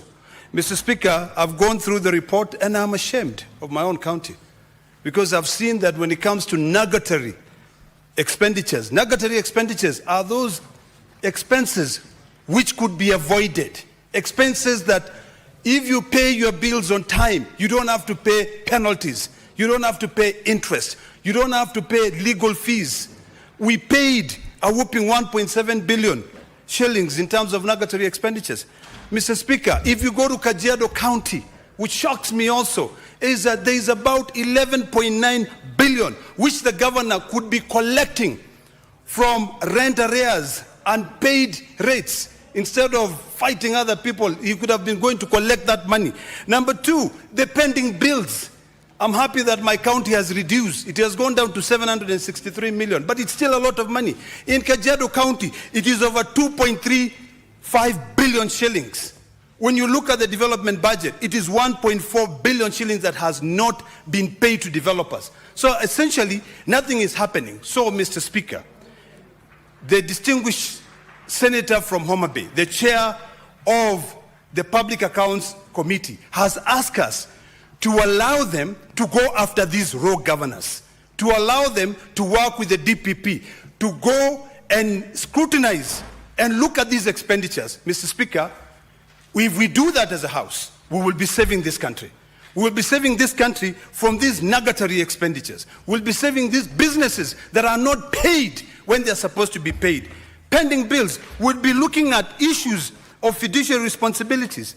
Mr. Speaker, if you fault or if you do not respect the PFM Act, and you are called, and I know the Kajiado governor was called to appear before the committee, he failed to appear. Instead of focusing and making sure that you're using the money rightly, you are busy politicking. Right now, Mr. Speaker, we want the committee to go after these governors and ensure that even if they have to be jailed, jail them. Thank you, Mr. Speaker. Senator Joe Newton.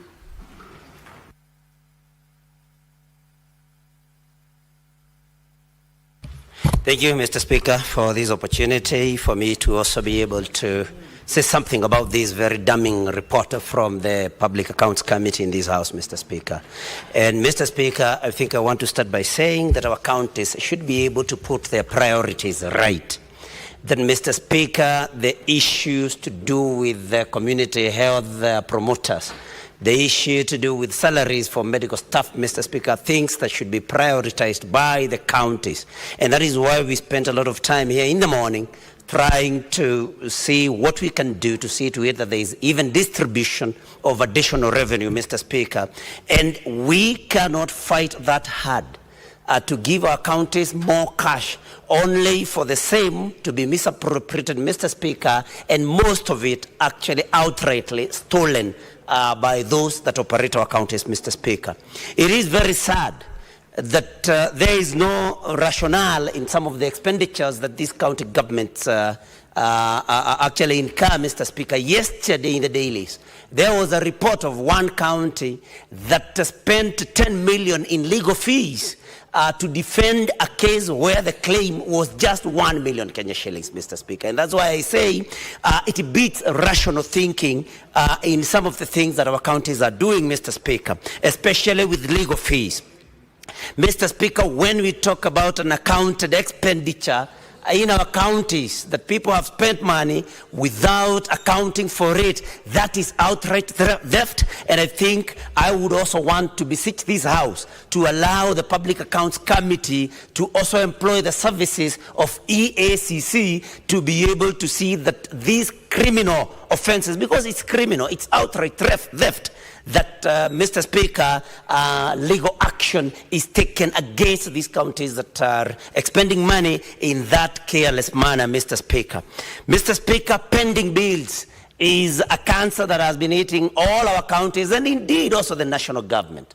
That, Mr. Speaker, that is why there is a low circulation of money in the economy, because those that have these bills, Mr. Speaker, have borrowed loans, have taken loans which they are not able to pay. If these pending bills are cleared, Mr. Speaker, then everybody would smile all the way to the bank and to their homes, Mr. Speaker, because there would be money in the economy. And this is something then again that we need to arrest. But talking of Murang'a, where I come from, Mr. Speaker, I think I would want to talk about the quality of work that counties do, because there is a report of a septic tank in a place in Maragua Level 4 Hospital that was completed, Mr. Speaker, but that was leaking immediately, attracting even claims from neighbors, Mr. Speaker. Mafai dispensary in Gatanga constituency. Last stream, but not the least, Senator Mandago. Thank you very much, Honorable Speaker. Honorable Speaker, first I want to thank the committee for doing a very thorough job on this matter, Honorable Speaker. Honorable Speaker, I rise to support the work of this committee, and Honorable Speaker, only on 3 areas. On the CAIPS, Honorable Speaker, where the counties and national government are partnering, we have counties who are given money by national government to the tune of around 116 million. For the last 1.5 years, Honorable Speaker, they have not been able to move, and those projects are not on course. Honorable Speaker, some counties are doing very well, and I agree with my colleague, Honorable Senators, that those counties that their CAIPs are doing well must now initiate the process of looking for investors and the products to be value added on those county industrial parks, Honorable Speaker. Honorable Speaker, on the matter of RLMF, Honorable Speaker, which is a very emotive issue, and I know as a House, we have outstanding matters with the National Assembly, Honorable Speaker. I would wish to say, Honorable Speaker, whereas I support counties getting their share of RLMF as was, and national government receiving their bid, Honorable Speaker, I want to persuade this House that the 7 shillings extra that has been set aside to finance or to secure some credit to enable national government complete the ongoing roads that were going to stall, Honorable Speaker. I want to persuade this House, having been a governor, Honorable Speaker, that a majority of the roads that were done under low volume seal, Honorable Speaker, are actually county roads. And if those county roads are going to stall because this money is going to be shared, Honorable Speaker, I think as a country, we may get a small share of that money, but we should not get the overall value of getting those roads done. I would wish to persuade my colleagues that the 7 shillings over and above that has been raised be actually used for that model. Honorable Speaker, on the issue of fiduciary risks that we have seen in counties, Honorable Speaker, we want to thank the committee for actually exposing the areas where funds are being lost. Honorable Speaker, I'm surprised that in my own county of Uasin Gishu, there is a variance in financial statements to the tune of 55,167,000. That is not even surprising, Honorable Speaker. Honorable Speaker, the unsupported expenditure on fuel, oil, and lubricants amounting to 177,043,731. Honorable Speaker, I'm aware of this matter. In fact, vehicles that are not serviceable are being fueled, and that is the reason why they could not provide the work tickets. And I'm sure, Honorable Speaker, because I know even one employee of one of the petrol stations where fuel was being consumed. Thank you, Senator Mandago. I now call upon the mover to reply. Mr. Speaker, I beg to reply and thank all the senators who have contributed. As we approve 52 billion in additional allocations to counties, we must demand for accountability for the 87 billion that the Auditor General has flagged. And I want to assure the House that if the motion is adopted, that we shall walk to the counties with the EACC, with the DCI, and all the relevant agencies that are required to ensure that there is value for money and there is accountability. Mr. Speaker, pursuant to Standing Order 66.3, I rise to request that putting of the question on this motion be deferred until the conclusion of debate on other motions in the order paper. Thank you, Mr. Speaker. But you did not pronounce yourself that you reply. You went ahead to request for the... Mr. Speaker, I beg to reply. Then also avert what you have requested. And so the putting of the question has been rescheduled. So let's go to the next order. Order number 10, motion. Reports of the Select Committee on County Public Accounts on the consideration of the reports of the Auditor General on the financial statements of the 47 county assemblies for the financial year 2023-2024. Chair, CPAC, County Public Accounts Committee, in the same spirit, maybe you'll save some time again as you move, and also the seconder to take less time.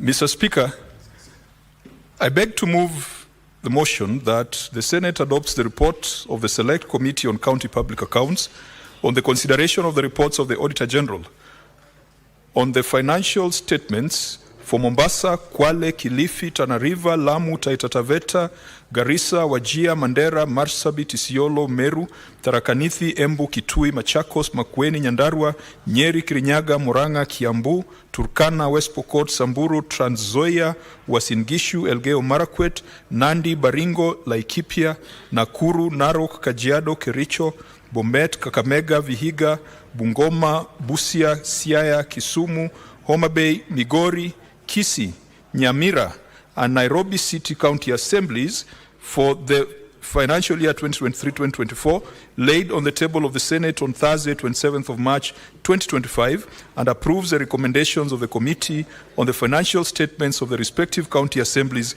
for the financial year 2023-2024.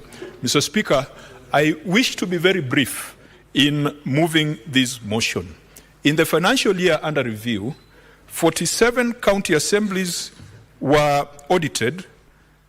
45 of them had a qualified opinion, and 2 had adverse opinions. Embarrassingly, Mr. Speaker, the 2 county assemblies that had adverse opinions were Homa Bay County Assembly and Migori County Assembly. Mr. Speaker, we did not ask the county assemblies to appear before the committee, but we gave them an opportunity to submit their written responses The responses were verified by the Office of the Auditor General.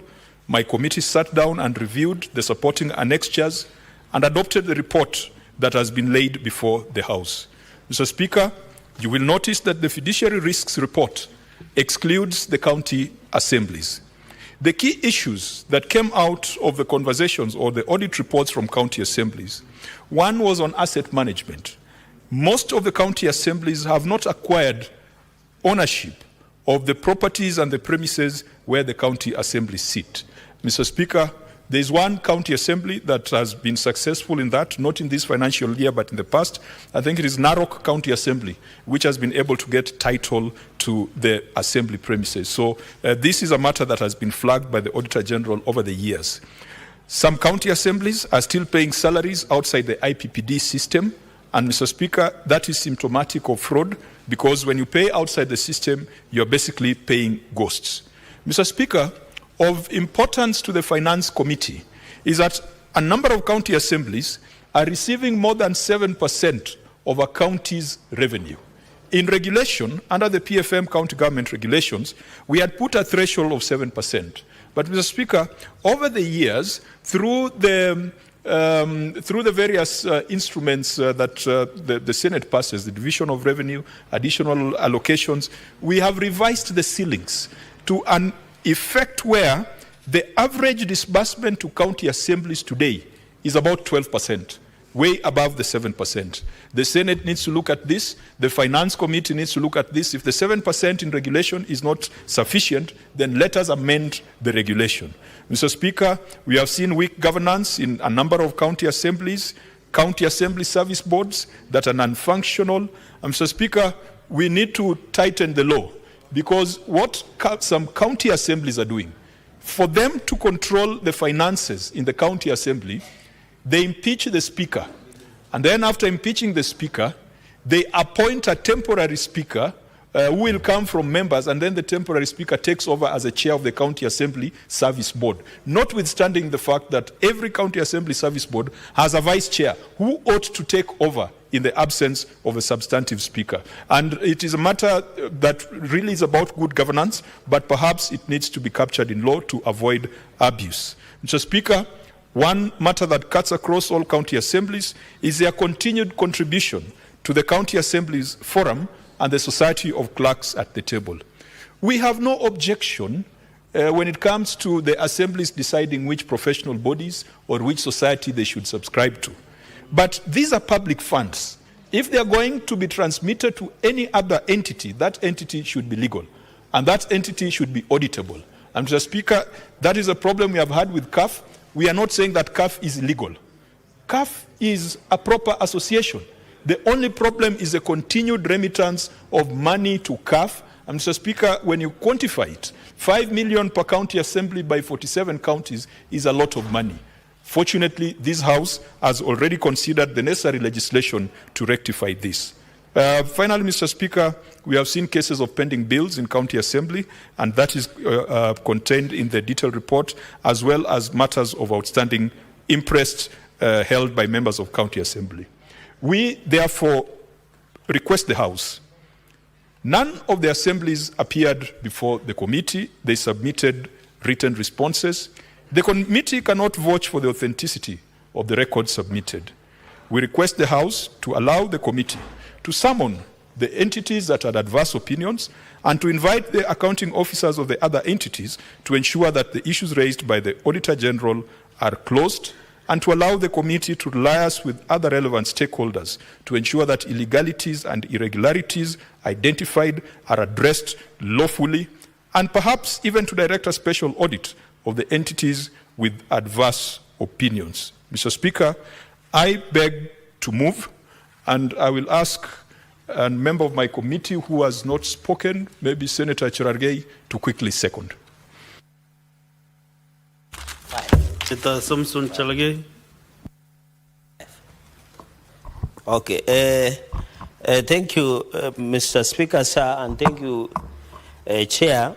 I think for the county assemblies, it's a straightforward matter, because county assemblies, Mr. Speaker, sir, concentrate more on recurrent expenditure as opposed to development expenditure. And while we, as a committee, as the chair said, we need these entities to appear to get the second bite to the cherry and be able to explain. The Speaker, for example, in Nandi County Assembly, the county assembly chambers is yet to be complete. So you can find in one financial year they are requesting only for maybe development of cafeteria, walling. Mr. Speaker, you remember there was an issue of county deputy, the speaker's residence, Mr. Speaker. So I think those are majorly things that, but on the issue of expenses in terms of recurrent and accountability, the issues of impress, Mr. Speaker, that still becomes a problem because accountability mechanisms within the county assemblies, Mr. Speaker. And looking both at the county executive in terms of financial statements and also through the county assemblies, Mr. Speaker, there is a similarity. Although, Mr. Speaker, you remember, and I think the MCA should be aware of this, that the Senate has already passed the law that gave them financial autonomy. I think when they will have CRF account within the Treasury, it will allow them, Mr. Speaker, to own the process. Because as of now, they depend on CCM Treasury to get their allocation. But that one does not absolve them from their accountability. And I think they must appear, Mr. Speaker, and looking, and I want to challenge counties in conclusion, Mr. Speaker, that they must do their oversight work as it should be. For example, in Nandi County, Mr. Speaker, under Governor Sang is the headquarters of corruption in Western Hemisphere of this world. Because looking at in the previous financial year, Mr. Speaker, there was a scandal of the payroll, and I know members know, Mr. Speaker, and that is why in that scandal, even close relatives of the governor were found in the payroll scandal, Mr. Speaker. And yet the EACC came with rat matters. They took computers. No one has been arrested, Mr. Speaker, including a close consecutive of the governor, Mr. Speaker. Secondly, even as you are aware, Mr. Speaker, there are many stall projects and the county like car hire services. Mr. Speaker, Governor Sang moves around with a car hire service of 42.8 million. There is no car number. No one knows where it is hired from. I'm told it is from one of the senior cabinet ministers in this government that is hiring to Nandi. And you know, of course, who I'm speaking, Mr. Speaker, about 42, Mr. Speaker. Mr. Speaker, Governor Sang pays 18 APs, 25,000 against 5,000 extraneous, Mr. Speaker. Yet Nandi is not Baghdad, where bombs are being thrown around. Nandi is one of the peaceful places, Mr. Speaker. And therefore, I want to challenge county assemblies to ensure they do their oversight role. Mr. Speaker, with those bombastic, I beg to second, Mr. Speaker. But you arrange the chair knows the cabinet secretary providing care services in Nandi. I'm not aware completely. Honorable Senators, I propose the question that the Senate adopts the reports of the Select Committee on County Public Accounts on the consideration of the reports of the Auditor General on the financial statements for Mombasa, Kwale, Kilifi, Tana River, Ramu, Taita Taveta, Garissa, Wajir, Mandera, Marsabit, Isiolo, Meru, Tharaka Nithi, Embu, Kitui, Machakos, Makueni, Nyandarua, Nyeri, Kirinyaga, Murang'a, Kiambu, Turkana, West Pokot, Senator Wakoli, West Pokot, Samburu,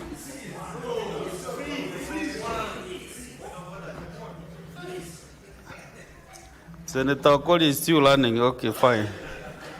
Trans Nzoia, Uasin Gishu, Elgeyo Marakwet, Nandi, Baringo, Laikipia, Nakuru, Narok, Kajiado, Kericho, Bomet, Kakamega, Vihiga, Bungoma, Busia, Siaya, Kisumu, Homa Bay, Migori, Kisii, Nyamira, and Nairobi City County Assemblies for the financial year 2023-2024, laid on the table of the Senate on Thursday, 27 March 2025, and approves the recommendations of the Committee on the financial statements of the respective county assemblies for the financial year 2023-2024. Before I give senators to contribute to the motion, then also I make this communication. I'm both visiting students from Mwaso Muslim JSS School in Samburu County. Honorable Senators, I would like to acknowledge the presence in the public gallery this afternoon of 68 students and 5 teachers from Mwaso Muslim JSS School in Samburu County. The delegation is in the Senate for a one-day academic exposition. In our usual tradition of receiving and welcoming visitors to Parliament, I extend a warm welcome to the delegation and on behalf of the Senate and on my own behalf, wish them a fruitful visit. Senator Zena, welcome the visitors within 30 seconds. Thank you, Speaker, and I appreciate this golden chance to welcome my fellow young people from Samburu East, Samburu County to the Senate. I hope you're having a time of your life. I know seldom do we get young people from Samburu County visiting, and I would like to encourage more of you to be visiting so that you see these things for yourself. I'm very proud to see you here today because that means you have decided to take the bull by the horn and get to know what is happening up here in the city also. I truly welcome you, knowing very well that Walt Disney once said that all our dreams can come true if only you have the courage to pursue. Senator Lengwe Rutubesi. Thank you, Mr. Speaker. I join you for 5 seconds and the Senate to welcome students and teachers from Muslim Waso Muslim Secondary School in Samburu County. Today we are considering very important matters that concern our counties, particularly the reports of the Auditor General on how our people or how our leaders in our counties are using implementing programs that are funded using public funds to make sure that services reach you and reach the people of Samburu County. So once again, I welcome you and welcome you to the Senate and learn more about what we do, and I will see you as you move out. Thank you. Thank you. So, honorable senators, I now open the floor for debate. As usual, the 6. I start with Senator Oginga Oburu. Yeah, thank you, Mr. Speaker. Your seniority has saved you. Thank you, Mr. Speaker, for the opportunity.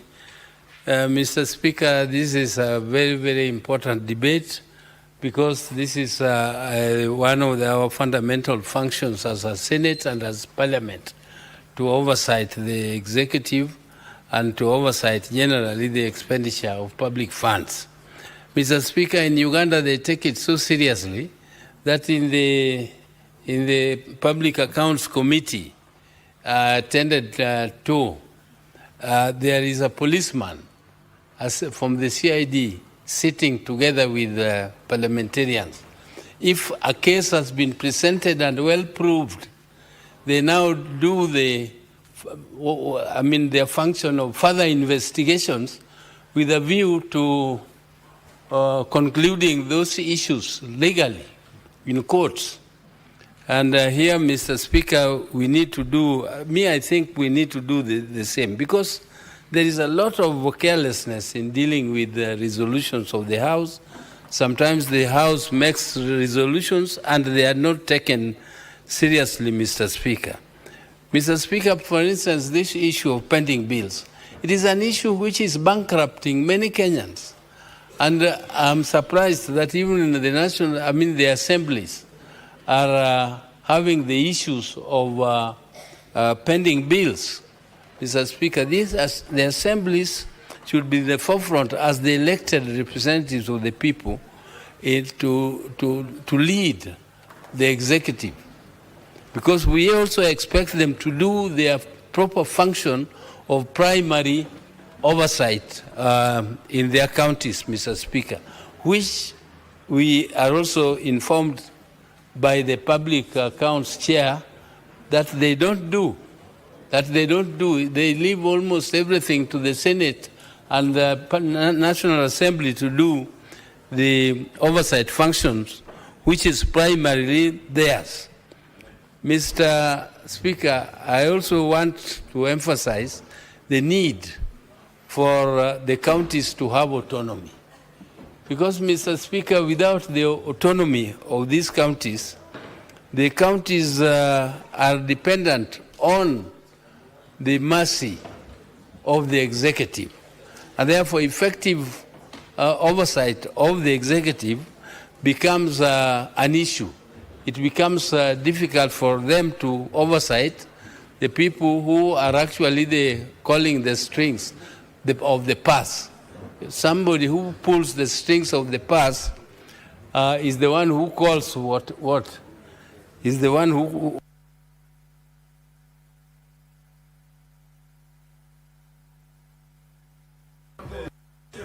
Senator Oburu, I can give you 1 more minute to just conclude on your comments. Please give Senator Oburu 1 more minute. Mr. Speaker, I conclude by just stressing the importance of having the autonomy of the county assemblies, and stress that they should continue to do their primary oversight, and that will make our work here much easier if they do proper oversight on their own, Mr. Speaker. Mr. Speaker, I don't want to speak in a hurry, so I thank you very much for... Thank you, Senator Oburu. Senator Chesang Alan.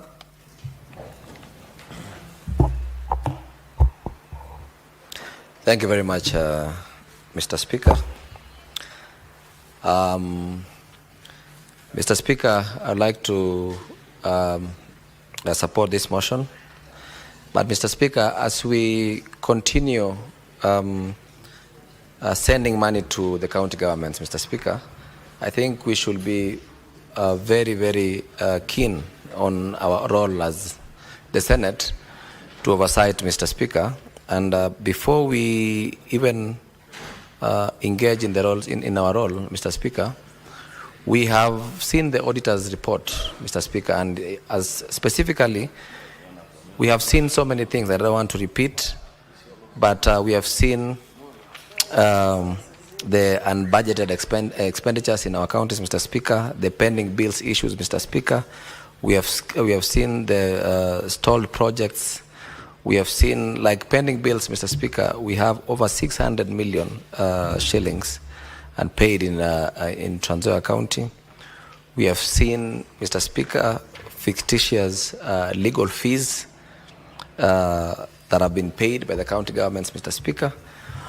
We have seen, Mr. Speaker, illegal withdrawals of monies. Actually, specifically in Trans Nzoia County, you have seen around 120,142,000 from our hospitals, Mr. Speaker. And also we have seen 159,130,036 from our local banks, Mr. Speaker. Those are illegal withdrawals by the county governments, Mr. Speaker. So, Mr. Speaker, with this said and done, Mr. Speaker, myself, I'd like to urge the systems dealing with the corruptions that as we allocate these funds to the county governments, Mr. Speaker, that they should also work together with us to ensure that the public get value of these monies, Mr. Speaker. I'd like to repeat what Senator Oburu has said, and we should be keen and we should take this seriously, Mr. Speaker, that I don't know what happened with the Ward Development Fund bill, the autonomy of our MCS, Mr. Speaker, because this is where we start. And for monies to get to the the ward levels, to the ward levels, Mr. Speaker, we need this MCS because their mandate is to oversight the same way we do, Mr. Speaker.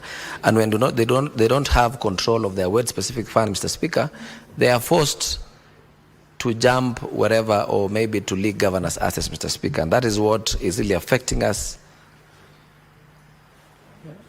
I withdraw, Mr. Speaker, but they are forced. They are forced to do. Senator Chesang, your time is up. Thank you very much. Senator Kamau Kiduku.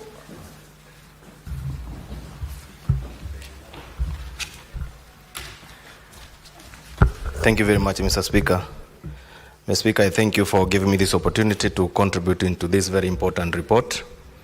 Honorable Speaker, I want first of all to congratulate the team led by the distinguished Senator for Homa Bay because of the exemplary job that they have done of scrutinizing both the county governments and the county assemblies.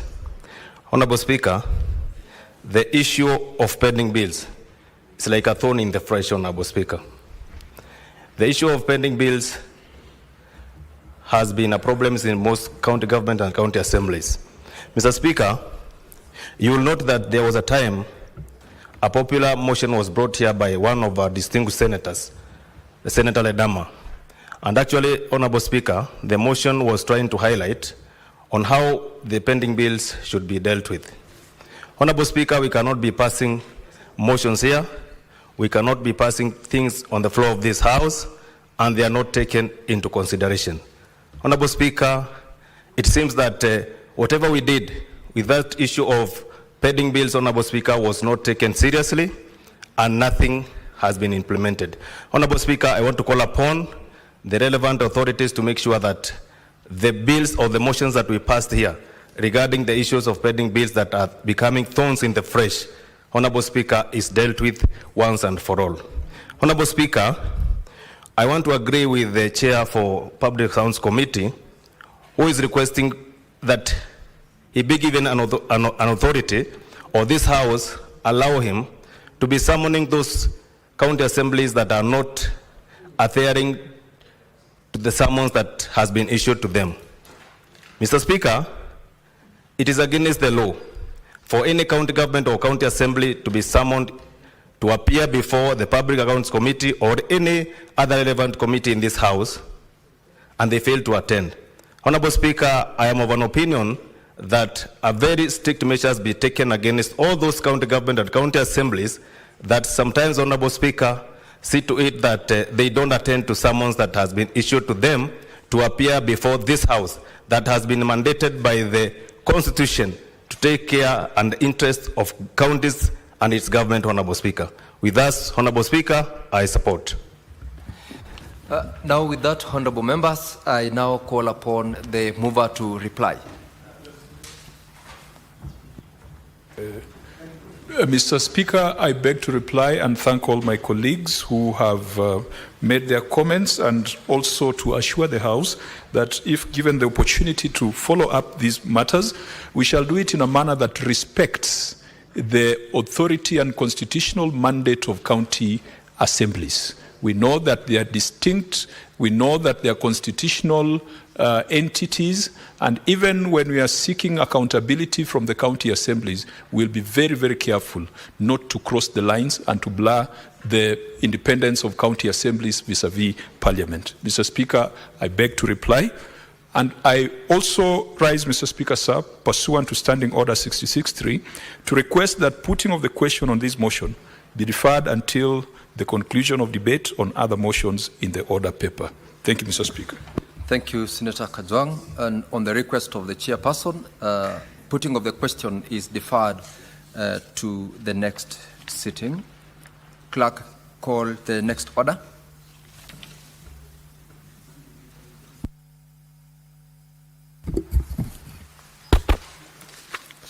Order number 11, motion, report of the Select Committee on the County Public Investments and Special Funds on the consideration of the audit reports of various municipalities for the financial year 2023-2024.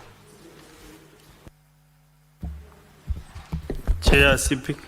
Thank you, Mr. Speaker. Mr. Speaker, I beg to move that the Senate adopts the reports of the Select Committee on County Public Investments and Special Funds on the consideration of the audit report for the financial year 2023-2024 for Diani, Eldoret, Iten, Kapsabet, Kakamega, Kilifi, Kisii, Kinango, Kwale, Lamu, Lungalunga, Malindi, Mumias, Mwatate, Nyamira, Voi, Water municipalities laid on the table of the Senate on Thursday, 27th March 2025, and approves the recommendation of the Committee on the financial statement of the respective municipalities for the financial year 2023-2024. Mr. Speaker, I want to say that we have had a very rigorous 3-week considering various reports in line with the Article 229 so that we can beat the deadline of 31st of March. It was not easy, but I can say we have handled a significant number of reports for municipalities for the financial year 2023-2024. And I want to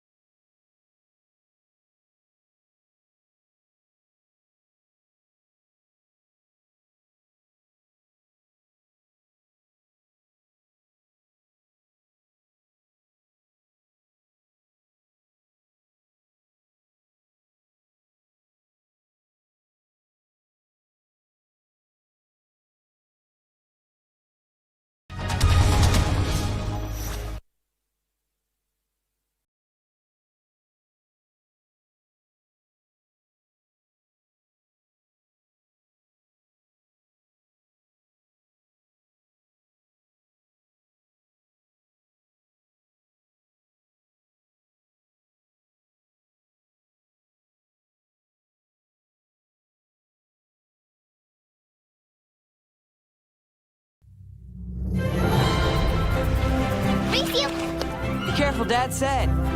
That's your favorite one right there. There you are! Wanna go swimming later?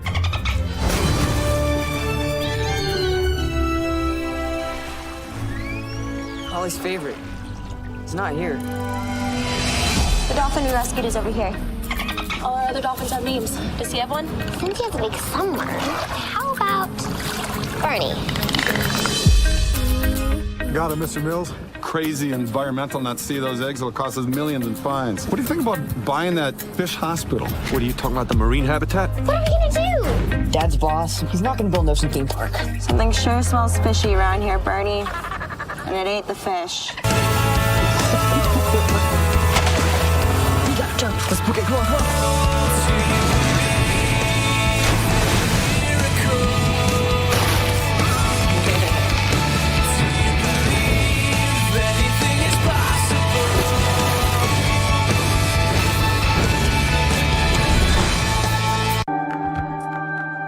Inafaa mletewe pasta, awaombe, mutakaswe, au mwage maji ya baraka nuksi ziishe.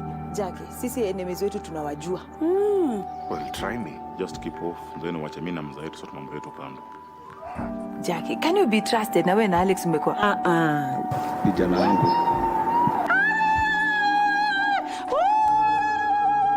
Harusi tunayo, hatuna magazine. Wewe unajua nafurahia hapa na hata jani proposea bado. Maxine Yolanda. Will you marry me? Mami kumsikia Juma ni propose nasikia kulia. Jackie. We only have 1 week. Mtu ana blackmailiwa kwa zeni accomplice to a murder. Hana hata pesa kupeana. Sasa anataka kulipa mali. That's why I'm telling you, tafuta dema kuna ganji bana. The rest of my life. My sister happened to go to her friend's place for a sleepover. Yeah. And she had gone there for a sleepover as well. Then from there, you see everything was flowing. They're like, you see that pulling, and I'm like, oh my God, what's this? What's this? What's so special about that specific date? He knows how to treat a woman. Oh, really? It made me feel so special, like the princess. Are you not thinking this man is moving too fast? Is it not scaring you? I was. Yeah. But again, you see with the qualities, you're like asichukuliwe na mwingine nikapoteza bahati. Who's most likely to forget an important date? Hassan. Yeah. Who's most likely to win an argument? You're making me blush. Oh, no. For the rest of my life, I'll be with you. I'll stay by your side. Oh my gosh, I'm so sorry.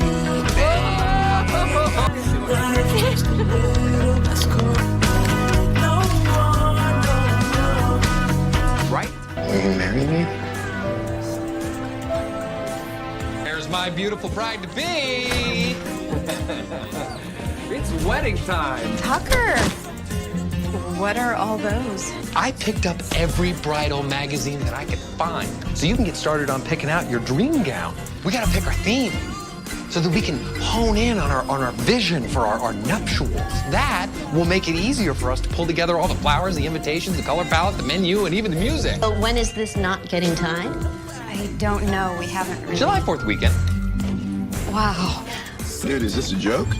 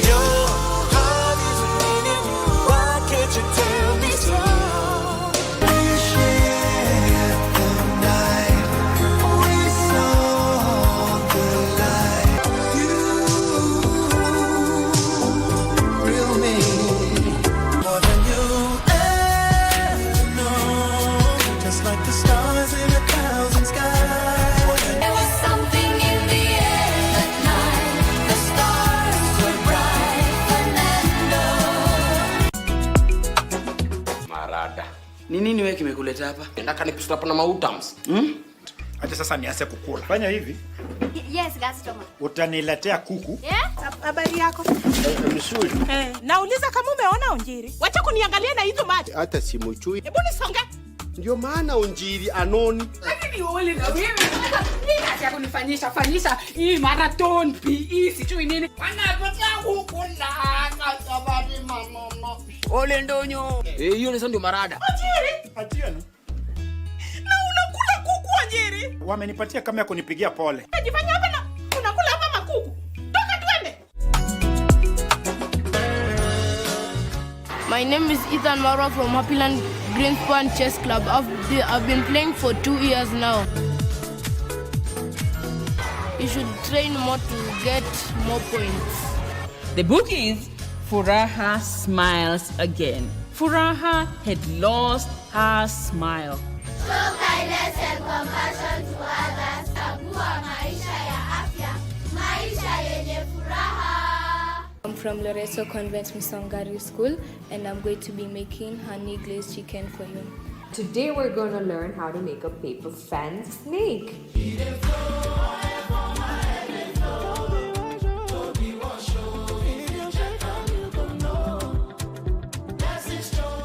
The rest of my life. My sisters happened to go to her friend's place for a sleepover. Yeah. And she had gone there for a sleepover as well. Then from there, you see everything was flowing. They're like, you see that pulling, and I'm like, oh my God, what's this? What's this? What's so special about that specific date? He knows how to treat a woman. Oh, really? It made me feel so special, like the princess. Are you not thinking this man is moving too fast? Is it not scaring you? I was. Yeah. But again, you see with the qualities, you're like, asichukuliwe na mwingine nikapoteza bahati. Who's most likely to forget an important date? Hassan. Yeah.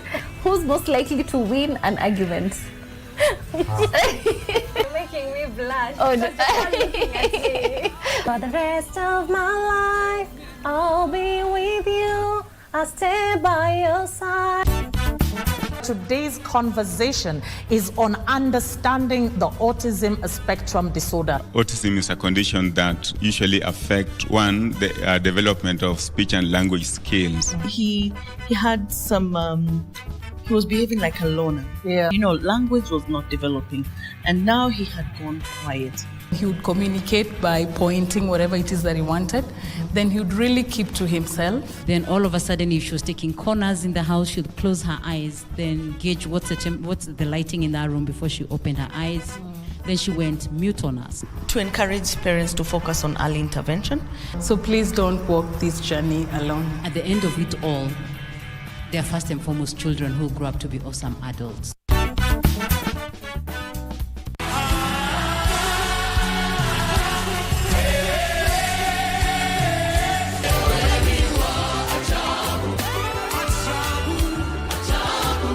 We want to look at this conversation of generational gap. It's something that has been outside there. In the political circle, many things have happened. Also in church, we've had those complaints. Now we have a group of young people that are everything different. Wow. From how their parents were when they were young. Because we have so much freedom. And sometimes when freedom is too much, it can be abused. That's right. And they usually say actually true freedom has limits. So let's give honor to those that are due honor. It doesn't mean I agree with you. It doesn't mean that I say yes to you. It says we may disagree, but respectfully. Wow.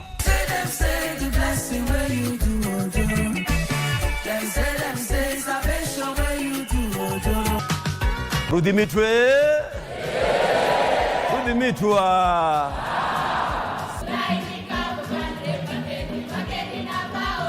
Tangu lini mwerevu akajinyoa mwenyewe? Najibwaga uringoni na maswali mengi kinywani. Je, mtandao huu usipodhibitiwa pasi na kuwa na mipaka utawafanya vijana wetu kuwa na utumwa?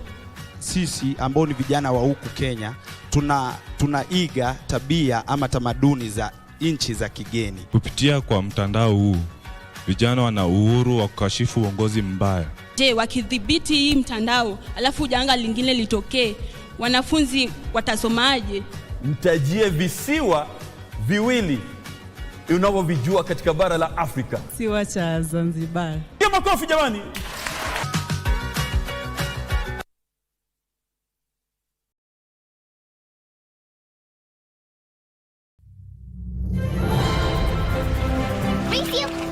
Be careful, Dad said.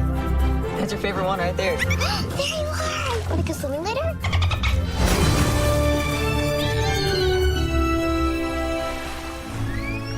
Holly's favorite. He's not here. The dolphin we rescued is over here. All our other dolphins have names. Does he have one? Since he has to make someone, how about Bernie? Got it, Mr. Mills. Crazy environmental not see those eggs will cost us millions in fines. What do you think about buying that fish hospital? What are you talking about, the marine habitat? What are we gonna do? Dad's boss. He's not gonna build an ocean theme park. Something sure smells fishy around here, Bernie. And it ain't the fish. You got to jump. Let's book it. Come on, come on.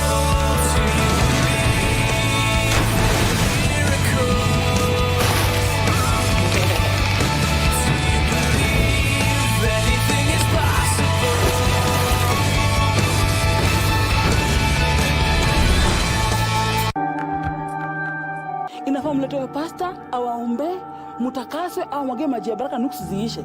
Jackie, sisi enemies wetu tunawajua. Well, try me. Just keep off. Then wacha mimi na mzaa yetu sote mambo yetu kando. Jackie, can you be trusted? Na wewe na Alex mmekuwa Vijana wangu.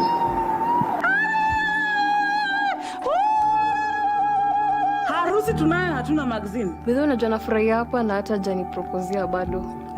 Maxine Yolanda. Will you marry me? Mami kumsikia jamani propose nasikia kulia. Jackie. We only have 1 week.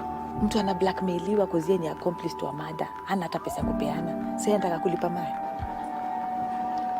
That's why I'm telling you, tafuta dema kuna ganji bana.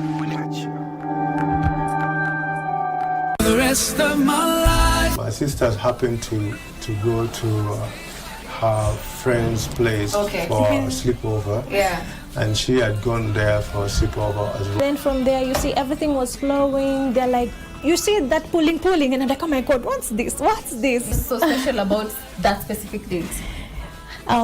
He knows how to treat a woman. Oh, really? It made me feel so special, like the princess. Are you not thinking this man is moving too fast? Is it not scaring you? I was. Yeah. But again, you see with the qualities, you're like, asichukuliwe na mwingine nikapoteza bahati. Who's most likely to forget an important date? Hassan. Yeah. Who's most likely to win an argument? You're making me blush. Oh, no. For the rest of my life, I'll be with you. I'll stay by your side. Oh my gosh, I'm so sorry.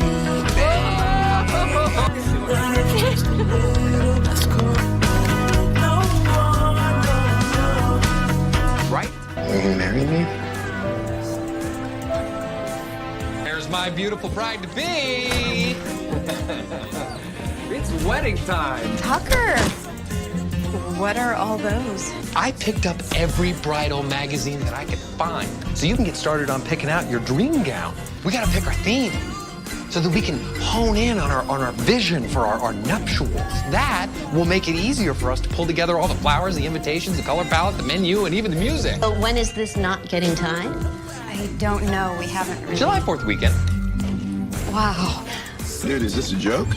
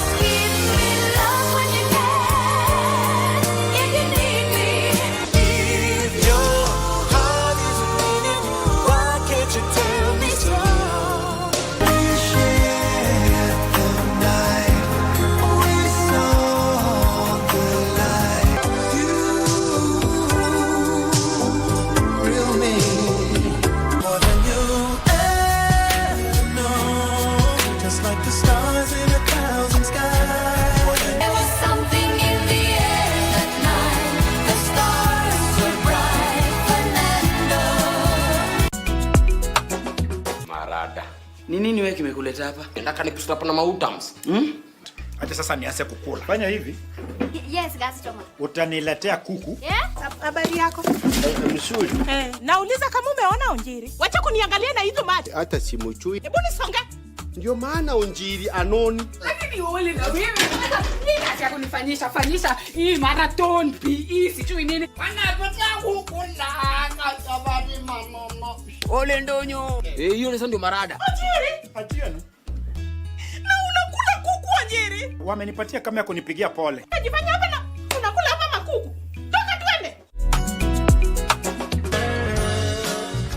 My name is Ethan Marwa from Happyland Greenspan Chess Club. I've been playing for 2 years now.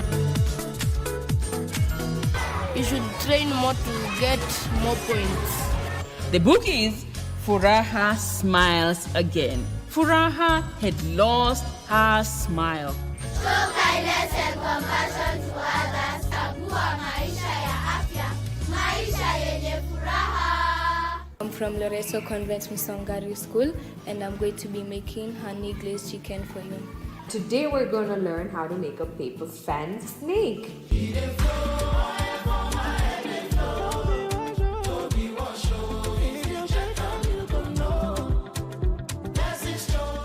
The rest of my life. My sisters happened to go to her friend's place for a sleepover. Yeah.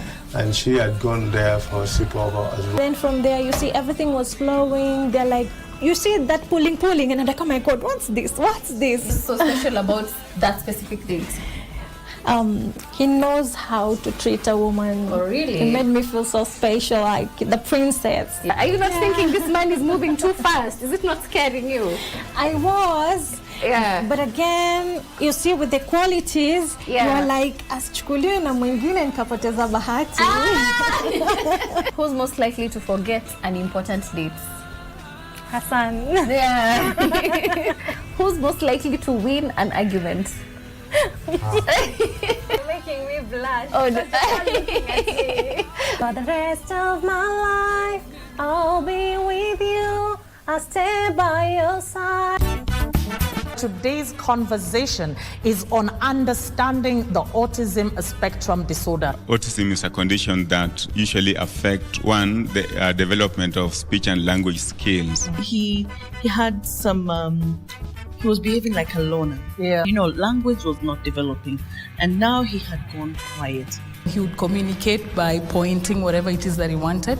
Then he would really keep to himself. Then all of a sudden, if she was taking corners in the house, she would close her eyes, then gauge what's the lighting in that room before she opened her eyes. Then she went mute on us. To encourage parents to focus on early intervention. So please don't walk this journey alone. At the end of it all, they're first and foremost children who grow up to be awesome adults.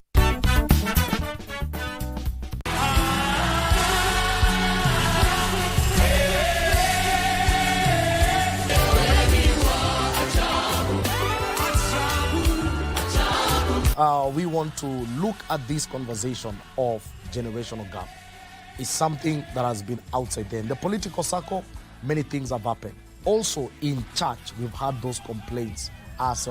Now we have a group of young people that are everything different. Wow. From how their parents were when they were young. Because we have so much freedom. And sometimes when freedom is too much, it can be abused. That's right. And they usually say actually true freedom has limits. So let's give honor to those that are due honor. It doesn't mean I agree with you. It doesn't mean that I say yes to you. It says we may disagree, but respectfully. Wow.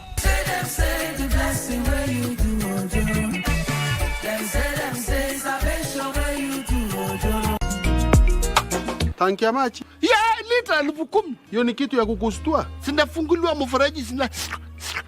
Kwani unakuja kupiga dawa ya kunguni ama dawa panya unakuja kuweka? Dawa ya kunguni napigwa na nyundo mama Kayai. Wewe na hii nywele yako inakuashia nini? You have an angular face. Unataka nishike moso tu. Your nose pop. Ugwachana na letio jangu wewe. Si nilikuwa tu naangalia. Hii imetoka nimesota. Amelika na kumesota. Ukiangalia yule mnyanakaa lovely saiti kushinda mwingine ni mkane. Wewe hata ukikaa chini bado umesimama. Tunaona ukiniangalia lakini unaangalia chini. Wewe nani wewe? What are these manze? Rudimitwe. Rudimitwa.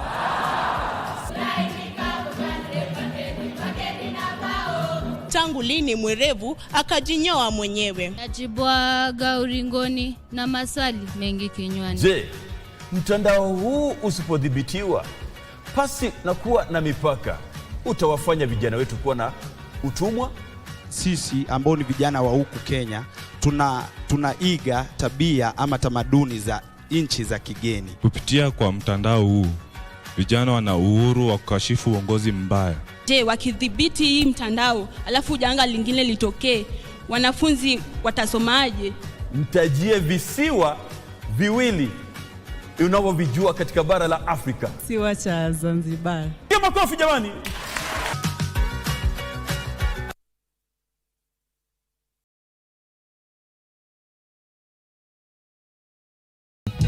Wewe tu? I'm not a child. Fuatana tu wakuchukue tena. Dad, just let a girl breathe. Yani hapa kwangu ndio ulikuwa unajigamba kwa simu, you are very busy. Just greeting Sky. You know that she's an old friend. Hautampata popote. Hebu get out of my compound. When have you been the type to fall back? When your life is on the line, you have to, Mom. You're now thinking. Pole nimekaa sana kufikiria. Who abducted my daughter? What? You are protecting the abductors. I don't want to start digging covered bruises. Nobody touches my blood. I knew I married you for a reason.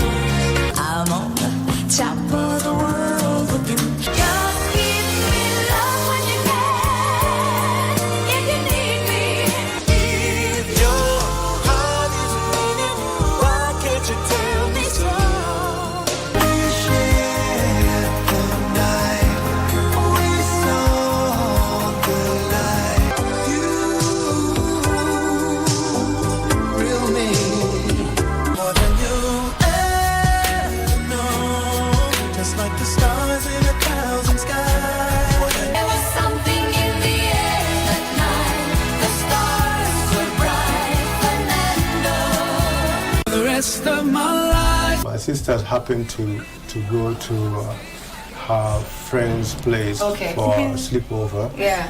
And she had gone there for a sleepover as well. Then from there, you see everything was flowing. They're like, you see that pulling, and I'm like, oh my God, what's this? What's this? What's so special about that specific date? He knows how to treat a woman. Oh, really? It made me feel so special, like the princess. Are you not thinking this man is moving too fast? Is it not scaring you? I was. Yeah. But again, you see with the qualities, you're like, asichukuliwe na mwingine nikapoteza bahati. Who's most likely to forget an important date?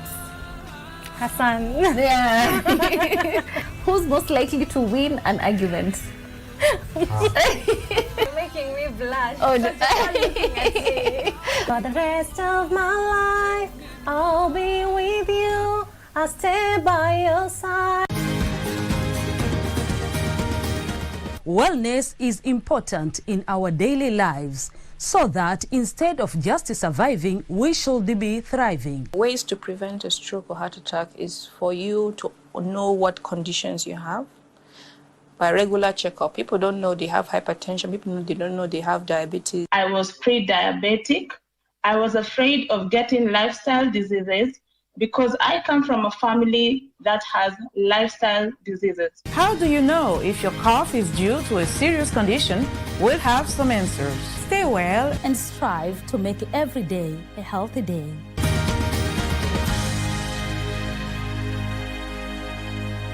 The young generation awakens on Y254, the leading youth TV station in Kenya.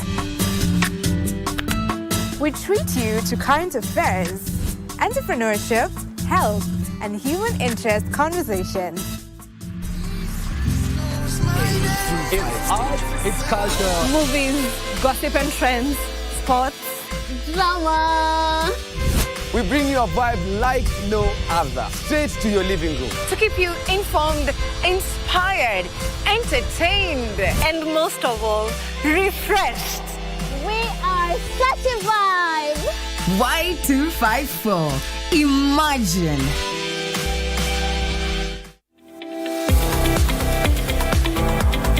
Get ready for the Shift Season 2.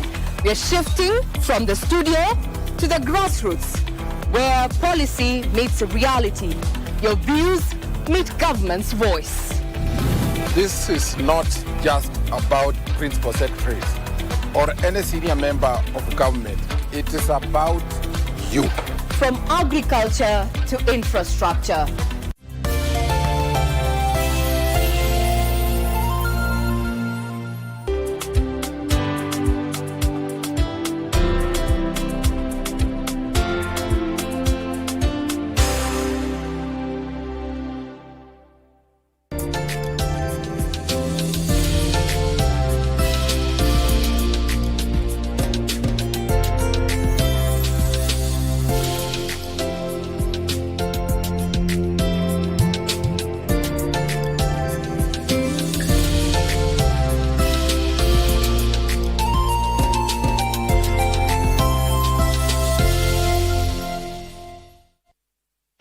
The world of governance is vast and can be alien to the ordinary man on the street. Critical issues are going to be discussed. From white papers to policy positions, it is easier to get lost in the labyrinth of words. Inside Government takes you to key global metropolis where critical decisions are made and where policies are crafted. We interview policymakers and senior government officials to highlight and enumerate government policies and projects. We take a deep dive